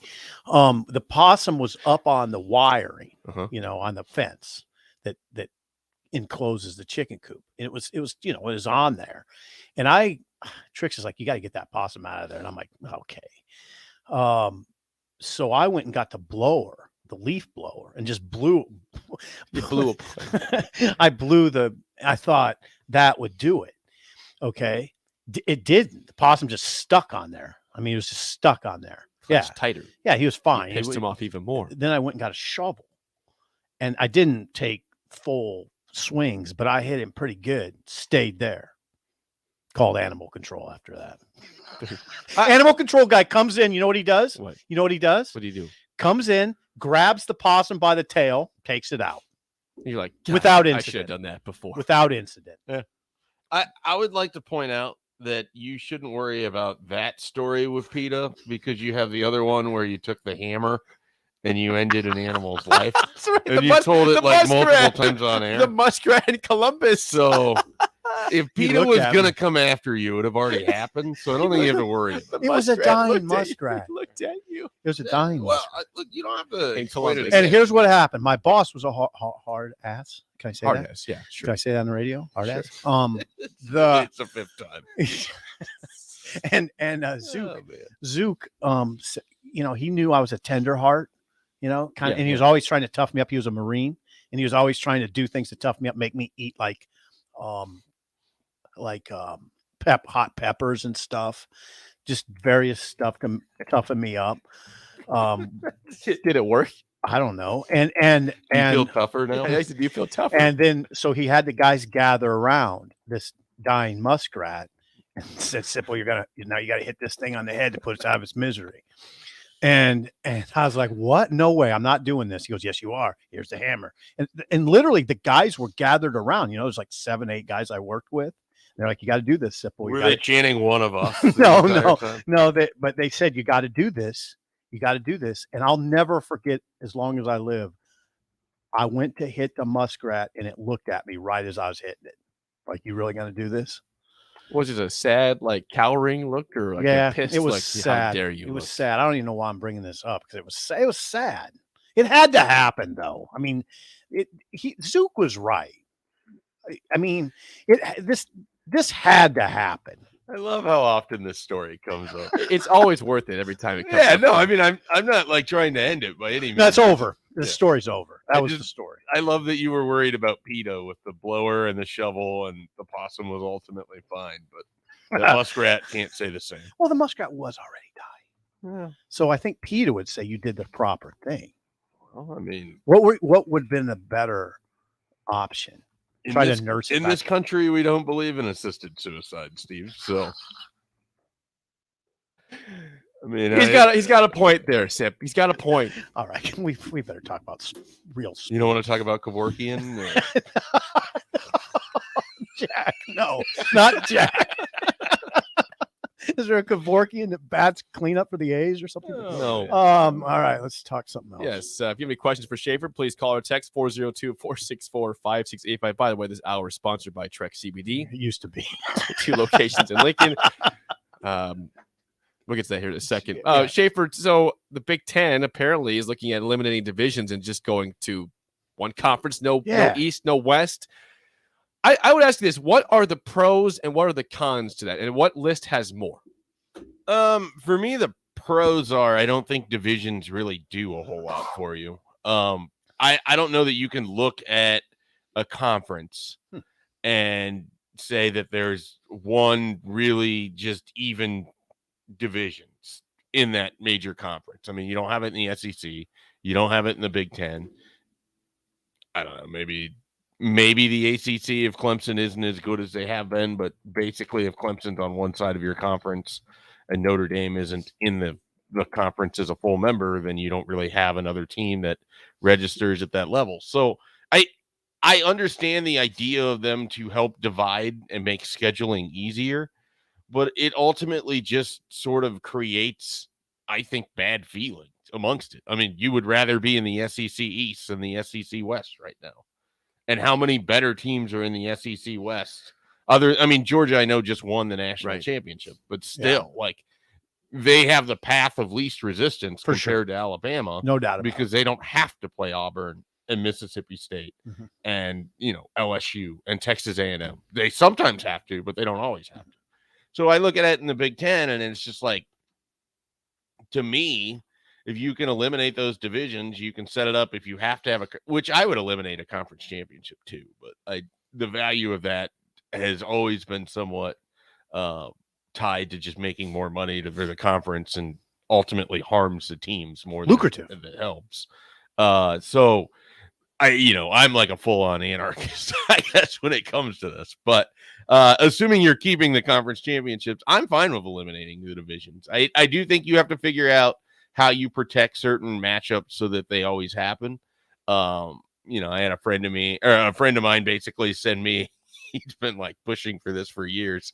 He's got like this master spreadsheet of each Big Ten team would have 3 guarantees, and then it would, the other 5 games would shift every year, and you would sort of be able to work a schedule around that math. I don't know. I haven't like fully dived into that, but people obviously have. So there's ways that you can do it. I would be fine with it. And, I get that there's some concern that if you're a Nebraska fan, it's like, oh no, the Big Ten's going to schedule Michigan and Michigan State and Ohio State and all of these teams. And it's like, they already do that. You're already having that. I mean, so what are you actually scared of here? The way I think they'd work it, or one suggestion that was in the Athletic article, is they would have you'd be in pods, I guess. Nebraska would have 3 standard opponents every year. So like an Iowa, Minnesota, and a Northwestern. Yeah, who would Wisconsin be? Who would be the 3? I don't know, because Wisconsin would have Iowa, Minnesota, and then I think there's probably another matchup that registers. Northwestern. Yeah, probably as the- much. might be so Yeah, Northwestern. and you could have a pot of Nebraska, Minnesota, Iowa, Wisconsin, and then they're all guaranteed to play each other. Northwestern, Illinois, and someone else, and then you have to make sure that Indiana. Or you could do Northwestern, Illinois, Indiana, Purdue, and but then you have the complaints. Look at how much more difficult. Right. It's always you're always going to have those complaints. I mean, scheduling is always going to be uneven because you don't play every team once. You're always going to have those complaints, but I don't see any real value in divisions anymore. I just don't. I haven't for a long time. Yeah. This wasn't always a complaint, though, right? Divisions. No, I mean it made things more simplistic, but as we've gone along, the value of the conference championship has gone down because the value of the number 4 or 3 or 2 or 1 spot in the college football playoff is all that matters. I mean, we basically shifted this whole thing where the only discussion that really matters in November is who's 1 through 6, and does 6 have a real chance to get to 4? And could 4 lose to somebody that they play the rest of the way? Can't argue with that. It's not really ever, oh, man, how great would it be if these two teams went out and they play in the SEC championship game or the Big 12 or, whatever. That doesn't matter. People don't talk about that. They talk about the college football playoff. I mean, that's the reality I think is so. I think the you're sport right. has shifted. Yeah, the sport has definitely shifted. I would say I did enjoy the SEC championship game. You're an Alabama fan. Yeah. Yeah. It wasn't an entertaining game. But 41 If you're an Alabama right? fan. Was it a blowout? It was entertaining. Well, yeah, if you're specifically the subset of the team that won by 17 points. Sure. Of course, you had a great time. I mean, just in turn, I'm always been that sort of college football fan who just likes to turn it on and watch games. Yeah, like I liked the fact that Iowa played Michigan for the Big Ten title. I thought it wasn't a good game. It was a terrible game, but it was. I thought the matchup was kind of neat, right? See, I still like that. The only conference championship game that was like entertainingly good was the Big 12. And it came down to a last second, right? Yeah, basically dive play, defensive play, whatever. Otherwise, the ACC blowout, Big 10 blowout, SEC blowout, Pac-12 blowout. See, there's different ways to look at these things. Like, okay, you can look at it as pure entertainment and just block out the impact it has on how it affects the college football playoff. It's hard for people to do that. I know. Because everything is geared, and I mean, ESPN has shifted so much of the coverage to these are the 4 teams, which is great because then they'll whine on the back end if no one seems to care about the rest of these games. But what I'm getting they're at, doing Jake, it to themselves. What I'm getting at is we're pretty far removed from all this in Nebraska, right? Well, yeah, because Nebraska's not a college Right. football So playoff we're team. far removed. Therefore, we are far removed. Therefore, I just enjoy the conference title games. I don't really think about ramifications. I just enjoy, okay, I'm going to watch Georgia, Alabama. Well, today. just think of what the conversation in this state has been. Man, it'd be great if Nebraska could get to a bowl. Yeah, I mean, so yeah, I mean, when you're not in the conversation of playing in the college football playoff, then you probably do look at it a little bit differently. yeah, But, I mean, Clemson fan would have a much different take than they wouldn't probably just say, I just like watching conference championship games because they're impacted by it all. and it doesn't sound like they're going to get rid of the conference championship game. That's just where I come in at it. But the division thing, that does feel like there's real momentum to move on from those. And I'm all for that. Yeah, I'm fine. I think I'm good with it.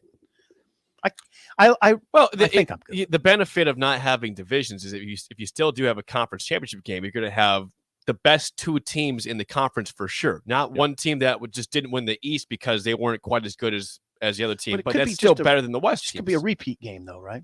Yeah, That's- possibly. that can happen with That divisions, happens though. anytime. Yeah, it can happen with That can happen divisions, anytime. Yeah, a repeat. Yeah. Oh, you're right.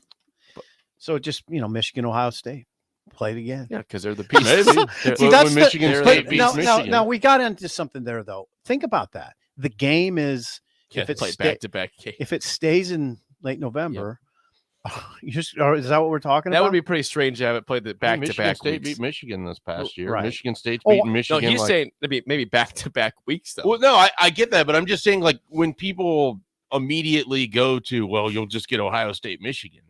Well, I don't mean, know that, but it could happen. A lot of fans do that. Yeah. Michigan, this is the first conference title they've won, Yep. the first division title they've won. Right. they've routinely lost to at least 2 of Ohio State, Michigan State, and Penn State. Like, so I don't know that you're set up, and I understand it's coming off of their best season. Who the hell knows that Jim Harbaugh is going to be their coach? Oh, in me and 2 Jake weeks? had this discussion earlier in the show. He said he characterized Michigan as a beast, and I said I don't think they're a beast. They were. But A what beast. I feel like what are took they labeled as? full advantage of everything that happened for them this year to be in that spot, and I expect Ohio State to replace them next year. I do as well, but where are they in the echelon of the East though? Right now, are they they're above? Are they above Michigan State? Are they above Penn State still? I think Beyond they're this right. year? I mean, I think they're right there fighting with Michigan State, Penn State, and themselves as a number 2 team. Yeah, we I don't have to. I don't bicker think it's a about this. clear cut number 2. But We don't have to bicker about this. I just took issue with him putting Michigan in Ohio State's category. I'm like, they're not. They Now- were for 1 year. Yes. They won the conference and they were in the playoff and they got walled. Yeah, like I don't call Michigan State a beast. You know, I there's- mean, Michigan has yet to exhibit the consistency of a Wisconsin. There you go, If Jake. you really That's where I'm wanna- coming from. Jake. That's where I'm coming from. Where Caleb Williams is going to go. Yeah, what do you? Let's get in there. Now, what are you hearing on that? Yeah, what are Schaefer? you I hearing? mean, about Caleb Williams. I read the same thing everybody else. did. Caleb I'm Williams. I'm not actively pursuing leads on where Caleb Williams. I'm not is either, going. except I talked to Parker about Caleb Williams possibly to Wisconsin beat reporter Parker. yeah, possibly to Wisconsin to pair with Braylon Allen seems very scary for the rest of the West. Yeah, I mean that would be Not bad for that us. would be wild. It's really hard for me to imagine Paul Chris coaching Caleb Williams. Like it's a it mental does thing seem that I odd. can't That's interesting. quite get to. Right. Who's their OC? And Is it everybody him? for everyone that's like, This oh guy. well, Russell Wilson, like Yeah. I understand what we think of Russell Wilson right now. I don't think that Russell Wilson had that much hype attached to him when he transferred to Wisconsin. I No, mean, he did. He No, was I a don't think he did. well-regarded college quarterback. Yeah, I think he was a surprise with how well I he don't think was. that it was expected that he was going to be as good as he was, I don't let think so alone either. end up being a Super Bowl champion quarterback. Okay, I'll agree with his NFL future, but I think he had a lot of expectations for college with Wisconsin. I think people thought Wisconsin was going to be good. I don't think they I mean, thought that they were going to be that. he was a 3rd round pick. So it wasn't like supposed to be a great pro. It wasn't a 1st round pick. So I get that part. Right. I mean, if you go look at his seasons at NC State, it's not like he just lit things up there. He had very nice seasons. Caleb Williams, you're talking about like a guy who's expected to be a superstar. I don't know that was the same sort of thought process with Russell Wilson. I think it's a scary proposition because of because of Braylon Allen. Sure. Now you have that Good offensive line. Yeah. Good defense. That offensive line was not that good. not this year. It was young. They gave up a ton of sacks. It wasn't up to, usually up to Some their of it's Graham standards. Mertz, sure, but some of it's them too. I mean, this was a year in which Wisconsin's offensive line was not to the standard that. But you it's sort of typically expect. a really good offensive line. I mean, Yeah. I'm sure they Yeah. expect to bounce back to be good Tradition, again yeah, next year. Right. tradition. Yeah. Now the question is Caleb Williams using Wisconsin's leverage Could be. for NIL leverage at USC, which I mean, would be a wise play. That's not a bad USC play. Desperately needs them, given that Jackson Dart is gone, Done. and if you miss out on Caleb Williams and Jackson Dart, and then I don't even I know don't know what they got. I don't know what they got. I don't know what's left in the portal, but then again, maybe they get Graham Mertz. So Oh yeah. because What every a great addition Trade. for USC to get Graham Mertz. every single time a quarterback goes somewhere, generally someone has to leave the room. It's just this like endless cycle. Mertz. What? Yeah, Mertz- I think USC. There fans was are a still there was a getting former Graham Mertz. co-host of mine that was very interested in Graham Mertz and like where he could end up, and then wondered if Nebraska would be a good spot. No, That it would same not. person like Jack Cohn as well a lot too. Well, Happer? that same person has a lot of opinions Yes, he and does. no beard currently, Yeah. so I don't want to speak of Beardless. him. But Right. Hey, Mertz in Lincoln. No, please no. I don't. when he said it, I was like you. I sat here just like, what are you? What? No. Where is this? Like Graham I don't Mertz want at Graham Mertz Northwestern? anywhere near Sure. here. I could see Graham Mertz as a Northwestern quarterback. Yeah, Yeah, sure. but Keep Matt at Lincoln, though. absolutely. Keep Matt at Lincoln. That makes sense as a fit. Weird. Anyway, the Caleb Williams thing is provocative. That's a very provocative conversation. I don't think it's going to happen. For the but- provocateurs, that is. Yeah, I go back. Shove in the I go water. back to your. It's weird to think of him playing for Paul Christ. Well, though. yeah, you got this big time player that it was just Lincoln Riley. Paul Christ is the opposite of Lincoln Riley. Well, in Madison, no Madison flash, seems all like boring. very, very Yeah, I mean, different territory than, Inglewood, where USC is basically. Yeah, you're right. It is very different. We'll see where he ends up. No news yet. No, on on Caleb that. Williams And in you're- terms of and- where and- he's going. And we're not hearing anything about Harbaugh still. Harbaugh. No, updates? it's still quiet in the NFL. I mean, this morning Nathaniel Hackett was hired by the Broncos as their head coach. Oh, why did I miss that? That was Nathaniel Hackett. Right. That's not who I thought they were going to hire. No, I thought Dan Quinn would be the guy out there. Yeah. Or somebody else. Yeah, but as of like 6:20 this morning, middle of the show, Nathaniel Hackett, the Green Bay Packers offensive coordinator, was officially hired by the Broncos your as their team head gonna coach. hire? Hopefully, Brian Flores. No, come on. Who? I don't think you hire the guy you Okay, fired. no, I'm hearing a lot of rumors today that it appears they're getting closer to hiring Brian Dable as their head coach. Oh, wow. Over the Giants. Yeah. The Giants might get Flores, Okay. Okay. which I'd be jealous of. How would I'd you like to feel bring about him- Brian Dable? I'd like Brian Flores more, or Jim Harbaugh probably, or definitely Sean Payton, who's not going to be coaching probably anywhere next year. Brian Dable is not the worst candidate, but he's not the best. Yeah, See, this fascinates me because if you asked me like the day that Mike Zimmer was fired, I would have told you Brian Dable was my number one choice. Like, who are the Vikings going to get? They hired a GM yesterday. D'Amico Ryans or Raheem Morris or Dan Quinn. You like those Raheem are the, Morris. Those are the three that basically they've been linked to. And you like Raheem Morris. Yeah, because he coached both sides of the ball and he's already failed as a head coach. I think that there's sometimes some advantage to someone who knows what went wrong the first time. He's been on Super Bowl contending teams Good since. point. Like I think there's real value in that. Yeah, I think the rumor for a long time is that people thought the Broncos would hire Dan Quinn. They went with Hackett, so Dan Quinn now has a job opportunity out there. Maybe it's Miami, maybe it's So Minnesota, I think, really likes Dan Quinn Well, too. So those three defensive coordinators Jake, essentially. how much do you know about that? You threw out that possibility of Aaron Rodgers going to Indy. How much do you know about that? Well, I think with Hackett going to the Packers, his offensive coordinator, that makes the Broncos. Hackett going to the Broncos. It makes that a desirable place Wrong for Aaron horse. Rodgers. Yes, but I just think how about Rodgers in Denver? it fits so well in Indianapolis for Aaron Rodgers. Think about that. They have a great running back. They got a great offensive line. The defense is respectable. I mean, Carson Wentz collapsed this year. That team was good, had a chance to make a run through the AFC, and they downright collapsed the last 2 weeks of the season against the Raiders and the Jags. I think he's going to end up on the Eagles. Whoa, Aaron Rodgers? Yeah. Whoa. You could trade Jalen Hurts and one of your 19 first-round picks for Aaron Rodgers. The Packers They get do a have a lot of quarterback that first-round they picks. could still compete with right now with a team that, has won 39 games in the regular season the last That 3 just years. or feels like a whatever. disaster waiting to happen with Rodgers and those fans in Philly. I think he kind of fits. I mean, Pittsburgh works, Philadelphia works, Denver works. I think all of those. I don't know that the Colts have the cap space to be able to pull it off. You make cap space to get Aaron Rodgers. You find ways. You still have to make You the math. restructure contracts. You cut guys you don't need, and you find a way to get Aaron Rodgers.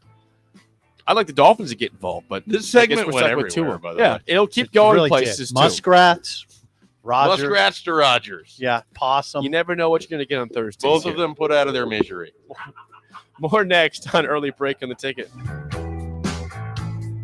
Southeast Community College is training tomorrow's workforce today with our nearly 60 career and technical programs. We are doing our part to help employers fill vacancies during this current labor shortage, graduating students with skill sets employers are seeking. We're also helping to upskill the workforce by adding short-term credentials like certificates in many programs so that employees can get retraining quickly. Learn more about upskilling with SCC at southeast.edu/academics. SCC, your path to possible. Mike Shaver here for Trek CBD. There's a lot of CBD shops opening up in Lincoln, but Trek CBD focuses on quality above all else. Their products are from local CBD company Nico Farms and are third-party laboratory tested. They have products that can help with stress, anxiety, pain, relief, and more, and have a wide selection of Delta 8, including Serene 8. Trek CBD is locally owned and operated. Go visit Scott or Shannon at their 84th and Highway 2 location or at 27th and S, or go online to Trek CBD with free delivery. Trek CBD.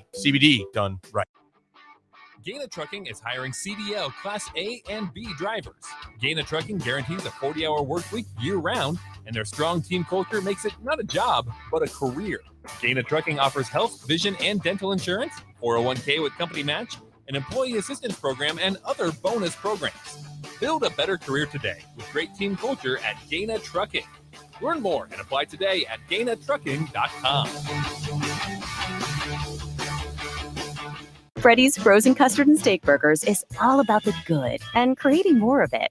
More drive-through celebrations, more weekend traditions, more family dinners and lunches, more car picnics and road trips, more desserts, maybe more second desserts, more celebrating being together as much as we can. There's always room for more good and more Freddy's. Keep the good going with a taste that brings you back.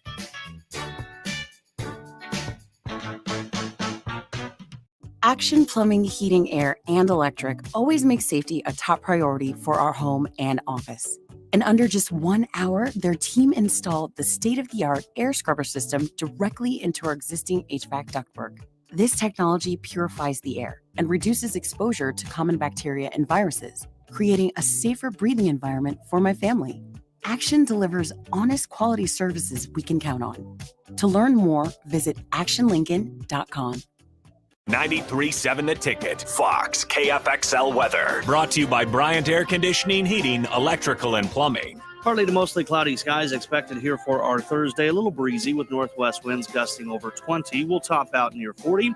Heading into tonight, partly cloudy, a low dropping down to 15. Cloud cover lingering into our Friday, very seasonable, as high temps will once again be in the upper 30s, close to 40. I'm meteorologist Tim Wright for 93.7 The Ticket and theticketfm.com.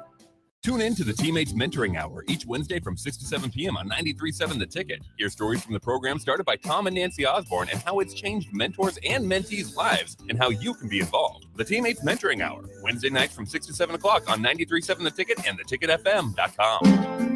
Bagels & Joe is ready for winter with white chocolate raspberry cream cheese, great on any bagel. And try a grilled Italian panini for lunch with ham, prosciutto, banana peppers, and provolone on a sun-dried tomato bagel. Bagels & Joe, 4 Lincoln locations. Today on Hey Culligan, why does your team stink? Here's Coach Waters. Hey, Culligan. Yeah, my team stinks. Ooh, harsh. No. I mean, they stink. They won't hit the showers because it makes their skin all dry and itchy. Coach, it sounds like your guys have been hit hard by hard water. You kidding me? Hard water? Yep, so let's call an audible in the form of one Culligan Smart High Efficiency Water Softener to get the smooth back in their skin and the stink out of your team. Okay, Culligan, I'm putting you in. Coach, we're already on the way. Go to CulliganLincoln.com and schedule your free water test today. This. Where were the Purdue women? Jeez, Tip. I calm down apologize over to here. Boilermaker ladies for Yeah. the Purdue women's tennis team. Don't his early break with Sip and Jake. Weekday mornings from 6 to 8 on 93.7 The Ticket and theticketfm.com. The Mike Schaefer Hour on Early Break is sponsored by Trek CBD, 2 Lincoln locations, 84th and Andermatt and 27th and S. Schaefer, have you stopped by Trek CBD recently? Not recently. I'm still full up from the last you're full. appearance You that I made, though I am making a dent in my purchases. But I do need to just swing by because they occasionally just have like new products. Like one of the things that I tried recently is they had a breakfast cereal bar that tasted like Cinnamon Toast Crunch. Count me in. That had some CBD and some THC in it, and so that was a nice little edible. Could you put it in milk? You could. You're not supposed to, like, the way that these things are designed, you're only supposed to have like a small section of it. So you have to have, willpower. Because if you just let yourself go, you're going to be paying for it. Well, maybe not paying for it, but you're going to have an interesting night. So, or interesting day. You know, they have all these Show. different products that are, you know, if you're not someone who doesn't want the little square gummy or whatever, they have all these different things. They have like breakfast candy, like they have like suckers and stuff like that. I mean, so there's all sorts of products they have there. So I do need to just stop by just to see what's new. Jake is very interested in this breakfast Cinnamon Toast Crunch CBD bar So sounds it very basically it's looks like a Rice Krispie bar, Okay. but it's basically, I think, Chex with marshmallows and then the flavor of the Cinnamon Toast. Sounds Crunch. incredible. Yeah, I mean, it was good, but like I said, I had to be like, all right, tonight we're gonna have this section. In a few days, we can have the next Can't one. eat the whole thing. sounds like Saturday. The whole day. So Wake up, go you to just bed. got to be smart about it. All right, that's Trek CBD, 2 Lincoln locations. Okay, there's basketball today. Nebraska basketball plays against Wisconsin off of their COVID pause. Nebraska plays today at 4 p.m. against the Badgers. This is the homecoming to a certain degree of Chucky Hepburn. Of course, it's from Omaha, Bellevue.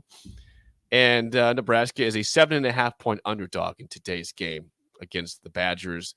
There's a lot of ways to go with this and a lot of angles to take, but we were talking during the break about the whole Chucky Hepburn story in general, about how he's obviously starting at Wisconsin. He's having success. 7 points a game, 2 assists per game, 1.1 steals per game. There is a narrative out there that Nebraska missed out badly on not getting Chucky Hepburn, and it's going to haunt them for a while. Schaefer, you have some thoughts on that narrative. Well, it's not even specifically about Chucky. It's just that whenever there's an in-state guy that ends up somewhere else, we do this whole like song and dance that Nebraska should have gotten him and all these kinds of things. And one thing that people always forget with basketball is only 5 guys play. Like, it's inherently the smallest roster. So when I see comparisons to football and to baseball and to volleyball and to all these other sports, I can't think of a team sport that plays less players than basketball. 7 or 8 guys a game. So one, it's already really hard to get on the court to play D1 basketball as it is anyways. 2, you are pulling from a smaller pool, which then makes a state like Nebraska that has 2 metro areas, one of which, other than Donovan Williams, hasn't really produced a lot of D1 basketball players in Lincoln, though I believe the Southwest has Chuck Love's kid who's going to be pretty good. Like, you know, there's definitely players that are good in Lincoln, but it's not just this D1 haven. But throughout the years, you have Jake Muehlheisen, you have Matt Hill, you have guys, but it's about every 5 or 6 years someone pops up.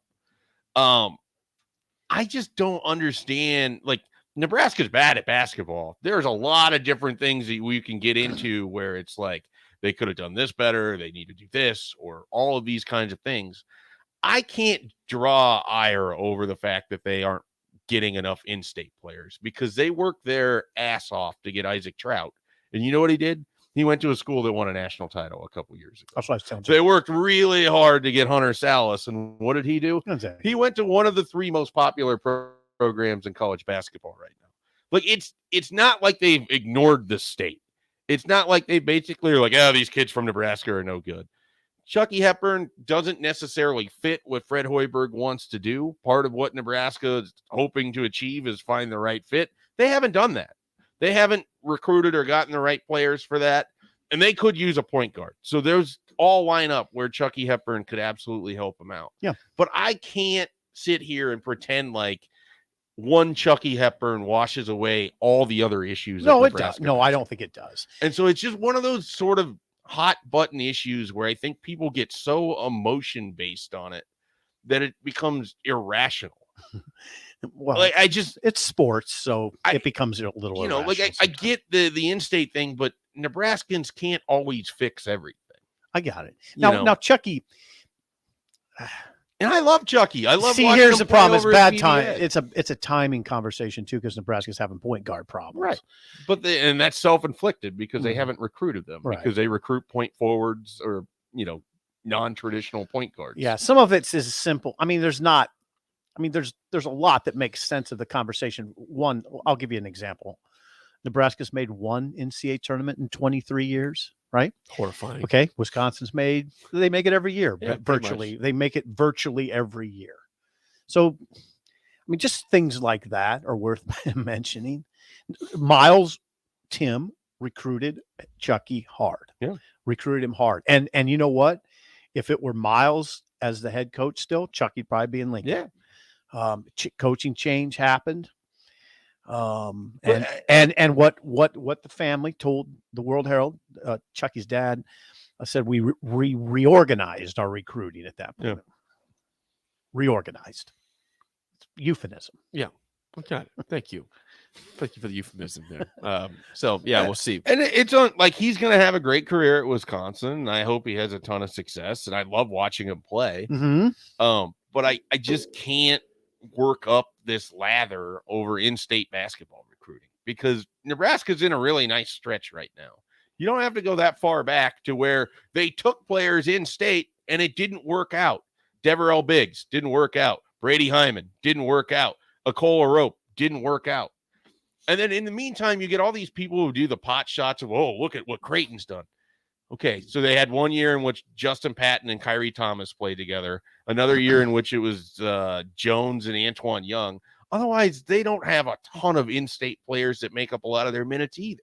Like there's just like idea that there's all of these in-state basketball players that are at the level of playing at high major basketball, and that's simply not okay. true. And then there's another part of the conversation that you always have to think of, and I'm with Schaefer on this.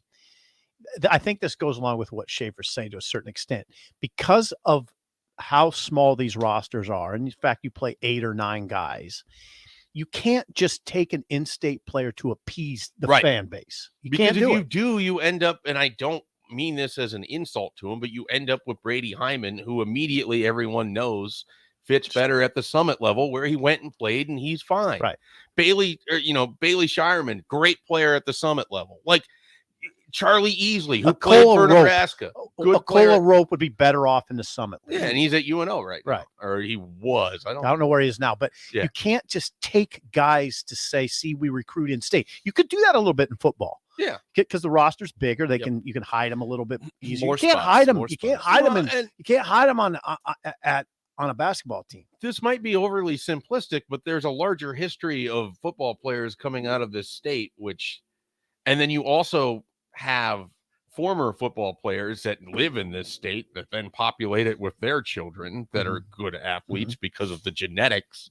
So it's just you just don't have that big of a base to draw from for basketball. And then when you get these absolute studs in Hunter Salas and Isaac Trout, you get national programs. Like they're too good. You know, like it's just it's really tough. Like you somehow have to thread the needle where you can get a guy like a Jake Muehlheisen that can be a multi-year starter, or maybe a Wes Wilkinson. But those guys, they were rare. Like I just don't think that you have a lot of those. Right. I mean, totally with you. Does Sharif Mitchell even start for Creighton? I don't know for sure. No, I don't believe so. No, he didn't when the Creighton played here against Nebraska earlier this season. Sharif Mitchell did not start that game. I don't know that there's a player currently from the state of Nebraska that's starting for anyone right now. Chucky. So Chucky. So one player.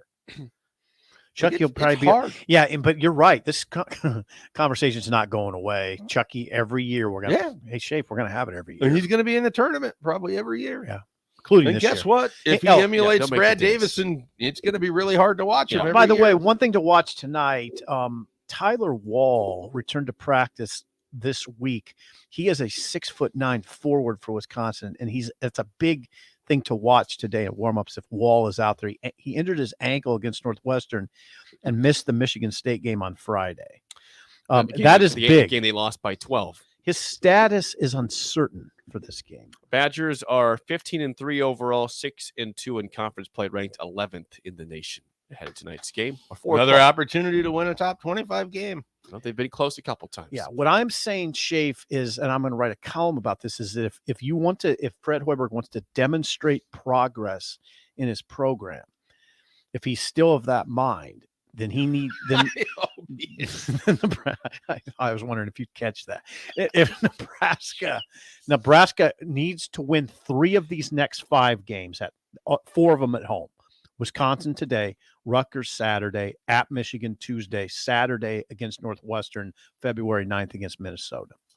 Next Saturday against Northwestern. I mean, I think get 3 of those. You were talking last month or a few weeks ago about Rutgers being a must-win game. I mean, Saturday's Rutgers game feels very much like If that. this staff wants Hey, to. hey, get 3 of those. Get 3. Show me. If These not, are gettable. Sayonara. I'm Jake? ready to care about basketball again. To be excited. Okay, let's go there. Let's go there. Are you going to watch this game tonight? 4 o'clock. p.m. Yeah. I will have eyes on it. Okay. Yep. Beer in hand. Have to. You can't have that at the game. I can't. Not at the game. Let's play the game show. Give us a call right now, 464-5685. Your chance to win a business box of bagels to Bagels and Joe. It's a Throwback Thursday. I have done this year and this team before. I have changed all the questions up. I like this team. I like the season. I want to do it again. 2010 Nebraska football. Okay. We have done this before, but these are different questions than So usual. random. Well, That's what it's Throwback Thursday. 2010. That was a good year for Nebraska. 464-5685. Shut up, Sipple. Starts right now. We've all been there. You're listening to the radio, and then that rage starts to grow inside of you. It starts to consume you. It gets to a point where you just want to yell, "Shut up, Sipple!" No, sorry. I'm sorry. Well, here's your chance. It's time to shut up, Sipple. Call now to play. 464-5685. Shut up, Sipple. Brought to you by Bagels and Joe. All right, 464-5685. Call to take down Sip in trivia. How do you feel today about the 2010 Nebraska football team? Shaky for sure, just shaky. I'm going to guess that Schaefer feels fantastic about the 2010 Nebraska football Yeah, I team. feel really good. Yeah. David, how do you feel about 2010 Nebraska football? Not too bad. Not too Okay. bad. How you guys doing today? Good. Thanks. Good, Thanks for David. calling us, Thanks for David. asking. 2010, what bowl game we go to? I'm not. We can't talk about that. It might be a question. Trying to get some hints. No hints. We're going to play the game as it is. And Schaefer's lifeline is always for one question for Sip. Use them wisely. David, first question. Taylor Martinez was the surprise starting quarterback for many to start the 2010 Nebraska football season. What team did the Huskers play in their opening game, a 49-10 rout? That would have been Western Kentucky. Schaefer had that one? Yep. Ask me. You didn't have that. No. No. There's another pretty monumental debut in that game too, but don't say it. I don't want to say No. it. We won't say it. Western Kentucky was the answer. No, I Yes. don't remember that at Willie all. Taggart was the head coach, right? Was he the head coach Yeah, then? that sounds right. Willie Taggart was the head coach Nice back job. then. All right, Sip, for the tie, your first question. What Husker player intercepted Iowa State's 2-point attempt to steal a 31-30 Nebraska win in overtime in 2010? Okay. All right. Say that again. He feels confident, and he makes you repeat the question. You just saw it. What Husker player intercepted Iowa State's 2-point attempt to steal a 31-30 Nebraska win in overtime in 2010? I will not repeat the Deontay question. Evans. I don't know that he was on that team. Oh, great. That's Usually, when you don't know it, you use the lifeline. Yeah. David, do you want that one or not? You know what? I have no idea, so I'm going to pass. So tell me it's Fonzie. Schaefer, Bernard. what was it? I'm about 95% sure it's Eric Hagg. It was Eric Hagg. Okay. 1-0 lead for I David. don't think Evans was on that I team. don't. I know don't think if he was either. Yeah. If he was young. He's really good, though. He's another underrated player. He was. All right, this is for the win, David. Your last question, up 1-0. What Husker wide receiver had 3 touchdowns against Oklahoma State in a 51-41 win in Stillwater in 2010? Oh, let's see. What's his name? He's a big guy. 5 seconds. Oh. 5, What was his name? 4, 3, 2. I don't think I have it. One. Don't have it. I'll give you the horns. All right, Sip, you're still alive. You can use Schaefer. Taylor Martinez was incredible in that game. He threw the ball like he was an NFL quarterback. He was really good that day. I think Nebraska scored 52. I said 51-41 win. What's the score? It was a nice, gorgeous day, hot day. Okay, what's the Hot. answer? Shafe? What is the answer? I would like to confer with Sipple. I'm not saying that this is our answer, but Okay. the name that comes to mind is Niles Paul for me. That was the best receiver they had That's it. that year. It's Niles Paul. That would Schaefer, be, good job. This is Schaefer. Say it. That would be my guess. Otherwise, I don't have any. Say the name. So Niles So we're Paul. going for the steal. Niles Paul. That's okay. The answer, of course, was Brandon Kinney. Oh, the big Brandon horse. Kinney had The 3 big horse. touchdowns in that game. Yep. So, David, we'll get you bagels. Thanks for calling okay. in. I wouldn't have gotten there. And calling down the road. All right. Thanks a lot, guys. Appreciate it. That is really random stuff there, Jake. That's what I'm going to say. I think most people would know Brandon Kinney. I think they should. And I should have known Eric Haig, by the way. I should. Well, we should have stole that one, so then we could have passed on this. but- I got to learn to put myself back in that moment. I don't do that a very good job. Yeah, Brandon Kinney's hard. He's got a big he was game. great. He was a Yeah, good awesome. receiver for Nebraska, He but I was. just don't think of him that much. Brandon Kinney gets forgotten. He looked great today on Nebraska's roster. Yeah. He had 3 touchdowns in a big game. Yeah, and that he was was that was tough. a fun game, man. Yeah, it was. That was a game Alex Henry ran for a first down on a fake punt in deep in Nebraska's territory. That was a game where I was convinced that Justin Blackman was going to become my a star gosh, yeah, because he he's- just absolutely torched Prince. Yeah, he did. And Prince had just not been beat in 2 No, years. that Game, I was just like, this kid is going to be. You are right. Pick That and was a sucked huge in the NFL. subplot of that game. It was- Justin I Blackman. think it was their first or second touchdown. He just went up and took it over Yep, him, and yep. I was like, "Whoa!" I'd never seen. Prince- It was basically like finding out that like Superman doesn't exist or something. Yeah. It was just like one of those whoa moments. It was an interesting subplot of a great Nebraska win, though. That was a really strong win. You know what else happened that game? What? I think it was Ed Cunningham lost his mind on Eric Martin's hit. Like totally just became a thing after that point. Was that did Eric? Was that the hit game with I think Eric? it was I the think Eric it Martin was. hit Yeah. game, yeah. Oh, it was Yeah, huge. it was that one. Huge story. And then he got mad at Courtney Osborne for the Missouri game, also for Good job, Jay. Ed Cunningham did. What were you guys doing in 2010? I was in college. I was working at the Columbus Telegram. You were working at Telegram. You were in college. I was a sophomore in college back then. I was in a fog. And has he escaped the fog? That's the big question. We think he has. Perpetually. We'll bring in DP next for the spillover on early break in the ticket. Gaina Trucking is hiring CDL Class A and B drivers. Gaina Trucking guarantees a 40-hour work week year-round, and their strong team culture makes it not a job, but a career. Gaina Trucking offers health, vision, and dental insurance, 401k with company match, an employee assistance program, and other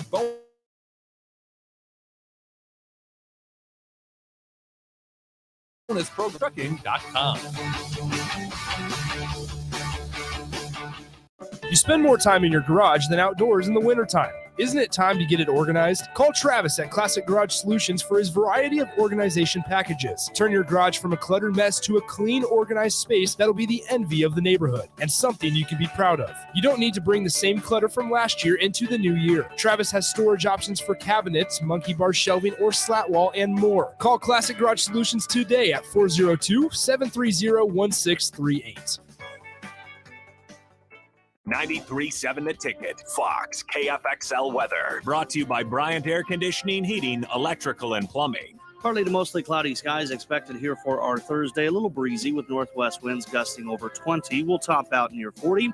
Heading into tonight, partly cloudy, a low dropping down to 15. Cloud cover lingering into our Friday, very seasonable as high temps will once again be in the upper 30s, close to 40. I'm meteorologist Tim Wright for 93.7 The Ticket and theticketfm.com. Shopping for insurance can be a tedious and frustrating task, but the agents at Brokers Insurance Agency will do the work for you. They have partnered with over 20 of the best insurance carriers in the nation, which allows them to do the shopping all for you. Whether you're looking for business insurance or employee benefits for your company, or you're looking to save money on your home and auto insurance, Brokers Insurance Agency has the agents and solutions to help meet your goals. Call 402-420-5353 or email staff at brokersinsurancenE.com.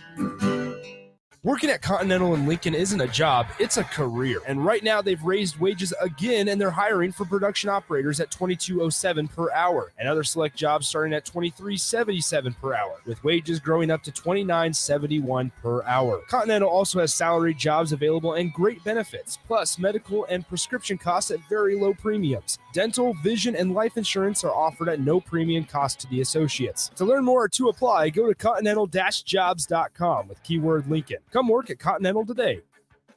Parents, if you've been waiting for FDA approval to get your teen vaccinated, the time is now. The FDA has approved the Pfizer-BioNTech vaccine for use in preventing COVID-19.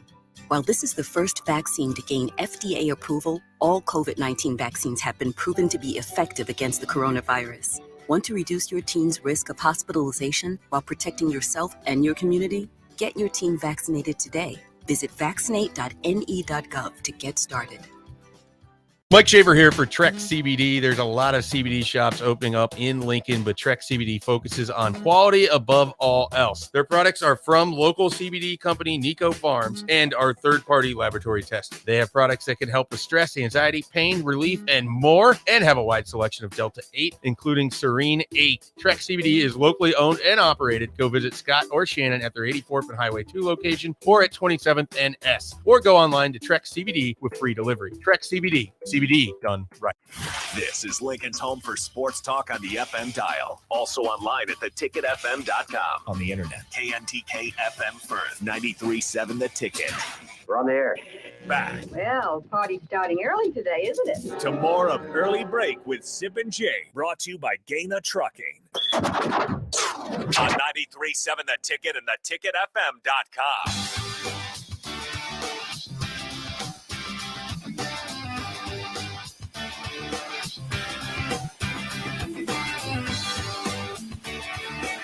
I wish you all could hear the conversations we have off the air when Jay Foreman walks in. It's always like it's a fight in here. You know, Jay walks in, all of a sudden we start talking about fights. I need my theme music, man. What's your theme music? What is that? I'll send it to you. Can we get some DOL up in here, man? I mean, what's the deal, man? Every time I come in here, you give me the bootleg headphones.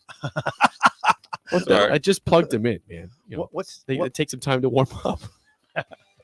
That's the way it is. All right, guys. Yeah, it is the spillover. We got Schaefer still with us.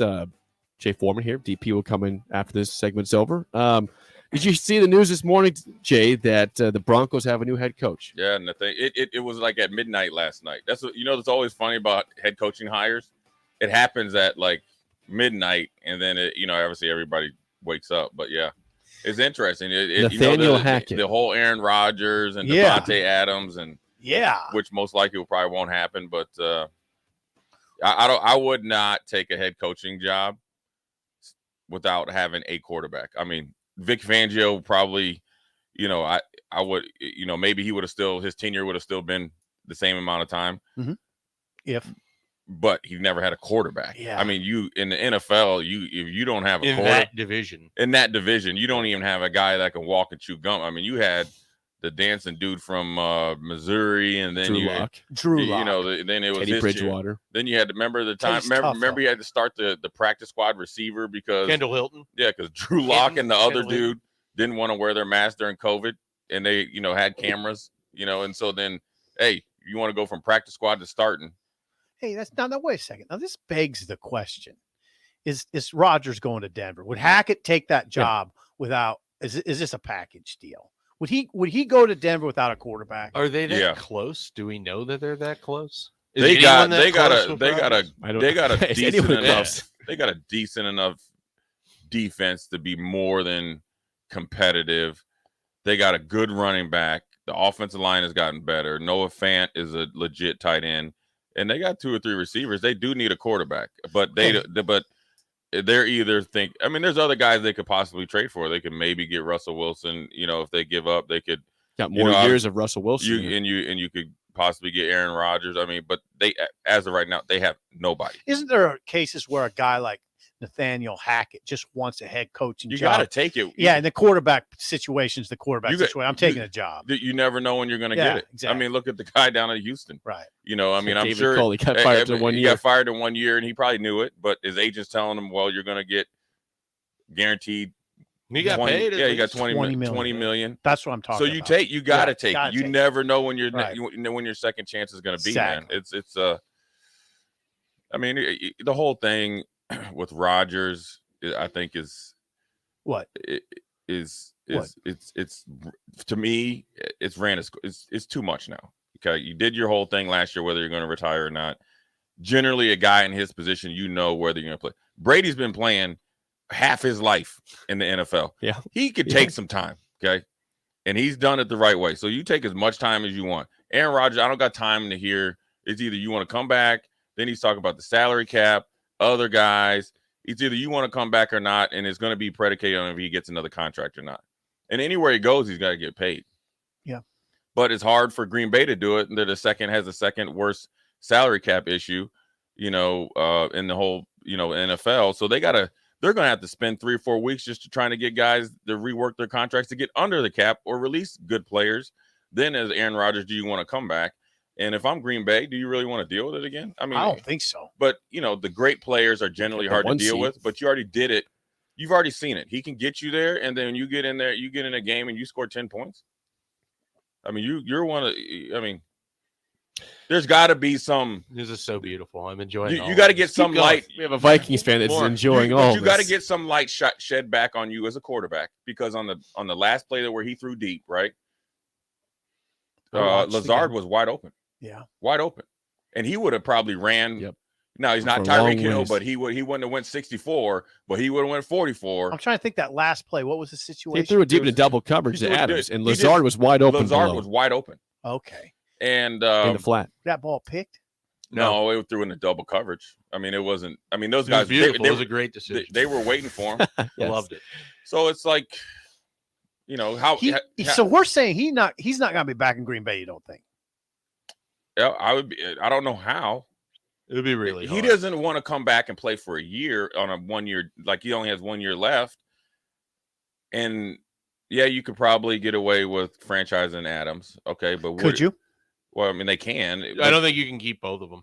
I Yeah, don't know how you'd be able to do because it. Aaron Rodgers is going to want to get paid. So as fast as you get underneath the cap, boom, you're right back above there just with 2 guys. So I don't know what they're going to do. Schaefer made the case last segment for Aaron Rodgers to the Eagles, possibly. Yeah, to the Eagles. That was interesting. Shit. I had not heard that one yet, but tell us why that's possible. And they have cap space. They made the playoffs this last year. They have a pretty good defense. They have kind of a nice mixture of younger players with some veterans. Like, to me, that would make make sense for you them. would like to see Jalen Hurts go against Love in a quarterback competition. I would throw Gardner Minshew in there too. I mean, Take them all. If you're the But him and Aaron Rodgers kind of like, yeah, they're 2 like unique personalities, so that might be a good quarterback room. But I don't think Philly is a good for him, and the way that he operates. Philly's not a good situation. Why? It's a Why? good situation for him football wise. Dealing with the fan base. That's what I said. They don't. That's what I said. Listen, Philly fans ain't got no time for Aaron Rodgers. That's None. exactly. Now, look, I would like to see Aaron Rodgers maybe, in DC, Washington football team. Mhm. I think that'd be a good. Denver's a good fit. Denver's a good fit, but Denver's a good generally fit. in the You gotta see NFL, Pittsburgh. great fits don't work, right? Steelers, though, maybe. Steelers, Washington that'd be football team would be fascinating. excellent for him. Yeah. Especially if they retool and get their defense back, and they got a good running back. They got a number 1 receiver in McLaurin. They got Gibson as a running back. The offensive line is pretty formidable. They got a good tight end. They'll draft. You got a good head coach that knows how to deal with a big personality. He just came from dealing with Cam Newton, who dressed like a grandma going to Sunday service. You can deal with Aaron Rodgers that wants you to look at his toes, right? So, and it's a good fit. It's a big market. I think that could help out with him. I think he would. I think it would kind of be good for Pittsburgh would be great. You like the Steelers. Pittsburgh. What about the Colts? I said the Pittsburgh, Colts. but they have no offensive line. But they got Tomlin. You put Tomlin and Rodgers together. How do you not win 9 no matter what? Najee Harris, Deontay Johnson. How do you win? How do you win? Their O-line is horrible. Their O-line is horrible. They got a good tight end. They have no receivers. Oh, is that right? But you know what about Aaron Rodgers? He can create guys. Yeah, Lazard was undrafted. Lazard was undrafted, but he had Devontae. I mean, so he has a history of elevating guys. And it's a good winning organization, which I think, it'd be it would be a easy kind of insert. they definitely would go Vegas. Why not the Colts? The Colts are to be the I perfect don't think fit. they have the cap space. You make cap space. You Carson Wentz. Carson Wentz But- is there. Carson Wentz. So they is- have money tied into their defense and their offensive line. Like I just don't know. I know they were able to make it work with Wentz, but I think the Eagles picked up at least a portion. Of it. Yeah. Well, the Colts for last picture- year. The Colts have a great offensive line. They got a great running back. Their receivers are okay. They're not great receivers. They could add a receiver in the draft possibly. Their defense is pretty good. I mean, that team until they choked because Wentz sucked the final 2 weeks was seen as a big contender in the AFC. They were scary. They choked big time. They were scary, and they blew it. I like the picture because of Wentz Rodgers and choked. Indy. Yeah, I like They're Pittsburgh. I like they're ready to Rodgers. win. I like Rodgers with the Washington football team. Really? It's not very. Yeah, they got to juicy, convince him that's not a rebuild though. They went 6-11 this year or whatever it was. But Young was hurt. I understand that. You get the defense was pretty good, and you get him with. They got some weapons. There's not. What were the Bucks before Brady went there? Probably 7-9. 7-9. Yeah. Yeah. So, it's So not I bad. mean, Rodgers. Fair. Look, Rodgers. He ain't worrying about the record. You get a Hall of Fame quarterback with McLaurin, Gibson. They're trying to get their organization together. I don't know how well he probably mixed with Daniel Snyder. Who knows? It depends on what side of the bed he wakes up on. But I think that as far as the offensive line is pretty decent. They got a good tight end, good running back, and number one receiver. Him and DC. I mean, you talk about how is that not juicy? It's not as juicy as Pittsburgh. Pittsburgh's not a juicy place though. Yeah, it is. The O line is Pittsburgh. horrible. What's juicy about Pittsburgh? Because you got. Are you kidding me? It's Pittsburgh. Stop. You got. This is a great Hold on. radio conversation. Hold now. on. What's juicy about Tomlin. Pittsburgh? You got Tomlin and Rodgers. Right there is interesting. You got Tomlin, Rodgers, and then just the Pittsburgh aura. The whole Juicy thing from a You media had- standpoint, you or have- just on the field standpoint. just the whole picture's beautiful. I love it. I love the Rodgers to Pittsburgh thing. I'd pray for it almost. Rodgers to Pittsburgh, the whole Because of Mike optic is incredible. No, just because the franchise. It's I all mean, it's you'd about. be going from all it's a about. blue blood franchise to another, but it's Yeah, not juicy blue for blood- juicy. It's not juicy on Juicy. national base. National base is Rodgers to DC. Mm. That's juicy. I still He think gets lost. He gets lost out there. No, Aaron Rodgers ain't gonna get lost. I think Pittsburgh, nobody even Yeah, cares. Rodgers ain't. Yeah, I think the Broncos are the ones to beat here. I think Broncos Okay. go to these Oh. favorites for Rodgers' Okay. services. Yeah, I I really think so. want him to have some sort of horse logo. Colts, Broncos, like Yeah, this yeah, is- yeah. you're- A horseshoe you're really stuck involved. on Yeah. this. I just wonder if would he entertain going to the same division as Mahomes and Herbert saying, hey, you guys think you're good? I'm going to show you one last hurrah that I'm still the king of this Yeah, freaking that's a good question. league. That's a good question. Or you get put to the It's task hard to because still be Jimmy the king Garoppolo when you just haven't can't. been for a while. Yeah, right? Jimmy Garoppolo just pulled your pants down and smacked you on the butt at Hello. your crib without scoring Jimmy a touchdown. Garoppolo. Jimmy G. Do you know what his playoff stats are this year? I did what? The shade over 300 yards passing and 2 interceptions. No touchdowns. The, No the, touchdowns. the epitome of efficiency. Don't lose the game. Game Hey, manager. hey. He hey, tried to hey, lose that game hey, in Green He's Bay. playing, and there's a lot of good quarterbacks sitting at the crib. That's true. So he ain't Great losing the coaching game. job. Great coaching There's a job. lot of good quarterbacks When that don't you- have that defense. Hey, either. but on that defense, that's not like the old 49ers defense. They drafted well, developed, and they know how to expose some of your weaknesses And they run. They run the ball. They're committed to running the ball in with different ways. Elijah Mitchell and Debo. And Juice. They ran the old Corey Schlesinger trap up the middle. Yes, for they about did. Yeah, 12, that was a nice play. right Yeah. right out of a timeout. That They was thought a- they were going off tackle with a little boss Number play. 44. Oopsie doopsie, right up Yeah. right That the was gut. like a 20-yard run, Right right up in the middle gut. of the field. Yeah, Was that Juszczyk, the Yeah. Number fullback? 44. right back. that set up Jimmy G's big pick. Yeah. Text me said, oh no, Jimmy G. Hey, Jimmy G is the dude that will just the worst pass I ever seen him throw in that game. He was getting rushed from the left side, and he kind of was just dropping back. I know exactly. And the the one. tight end I think it was a tight end or fullback, kind of just floated out. He literally launched the ball up, and I'm like, and I was watching, I was like, oh my god, this is This is when he floated. yeah, he floated. in the I'm like, flat. dude, In the are flat. are you kidding me? And you're just dude? waiting for someone to And, swoop and he underneath him. just missed it, and I know the defender was like, did he really throw that? Should I go pick it? It's gonna, as a defender, he was like, this didn't happen in a quarterfinal game in Right. the playoffs. Right. And then he was just like a second too late. And Yeah. it was, but that's Jimmy G though. It's cringeworthy sometimes. Yeah. But then there's a game that he'll come out and he'll go 24-28, and then he'll be Yeah. on the front of GQ. Yep. You know what I'm saying? Yeah, you got the half beard. Hey, I'm gonna ask you guys this. You guys, since you guys are in the media, since when you guys go the Husker games? Sure, right? The football games or Sure, basketball yeah, games? Of course we go. And you guys are up there in the Press box. press box. Yeah, we're in the press box. Yeah, I don't get to go up there, but I think you could probably find your way. Yeah. Up there. Yeah, and then they ask you, do I have any credentials? And then I probably go downstairs. But anyways, when you guys see certain guys No, in I the media, don't. you know what I mean? That know that when you guys like, you know, that when you see the pot stirrer guys, do you guys like say like you're watching a Husker game, right? Okay. This year, Okay. Iowa game or any Purdue Okay. game, Yeah. but you know, like the pot stirrers there, you just waiting for when they push send on their articles that they drop. I don't know, Shafe. I'd You guys, say no. you guys know who they I are? don't Do you know. guys get a tickle out of that or what? Nah. I always wanted to ask you guys that because every time I see Dirk sometimes at basketball. I'm like, are you supposed to be in Lancaster County right now? Because you know you could not make it back to Douglas County sometimes. You know, so because some people might hem you up. Shafe, I'll let you handle this. Because I texted Dirk. Hey, I texted Dirk one time.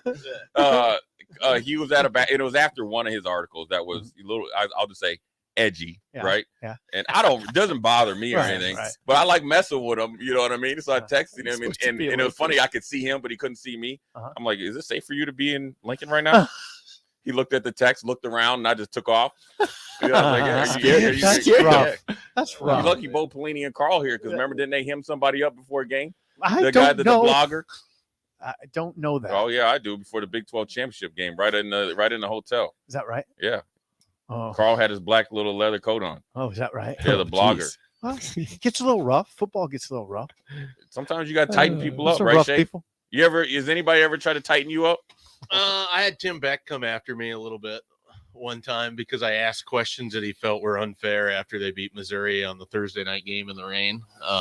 What question did you ask that was unfair after a victory? I asked if he was concerned that they weren't able to run the ball other than the fourth quarter. Hulu had like a long run, and he basically went off about how like no one's ever happy about anything.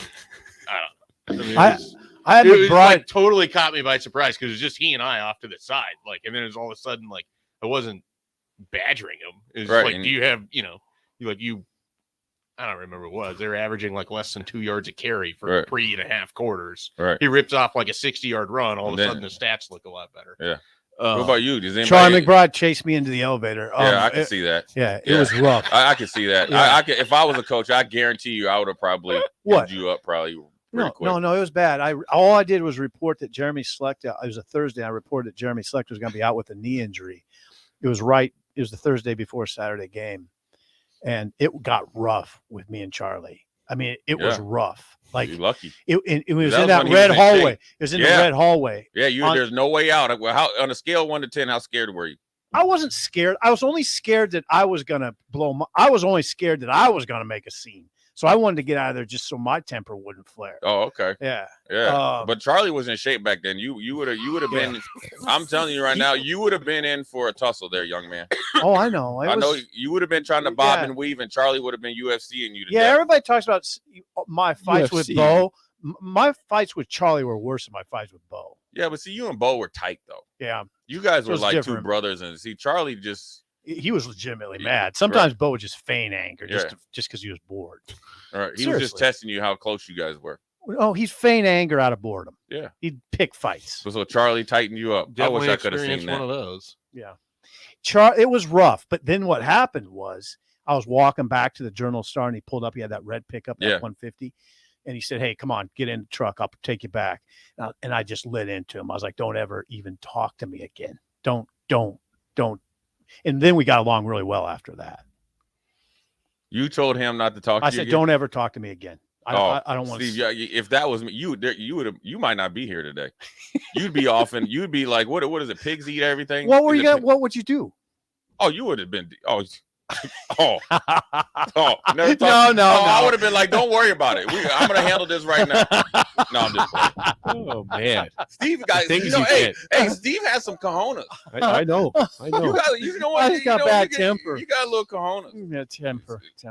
So do you still partake in boxing? No, I don't. I'm 55. So I'm Mike 50 Tyson still. Yeah, goes? that's right. Tyson's fighting at 55. Yeah, what- Did you know that, Hey, Jake? channel your inner Mike Tyson. $4 million. okay? Channel it. $4 million. So are you? You look like a body puncher though. No, I had a jab. You had a jab, Yeah. but you don't have a reach though. Mhm. That's a short jump. For He's your also for your fighting weight other for your short weight guys. for your weight class, you got it. He You was got in the flyweight. You 175. No, I fought at 99. He's not fighting the 6'6" guys, Oh, Jay. okay. That was No, good. I was just asking. I'm just trying to size you up real quick. I was a 99 pounder. That's actually what I'm doing. Uh, Sizing you up. 'Cause Yeah, I could get down to 210, What do you weigh?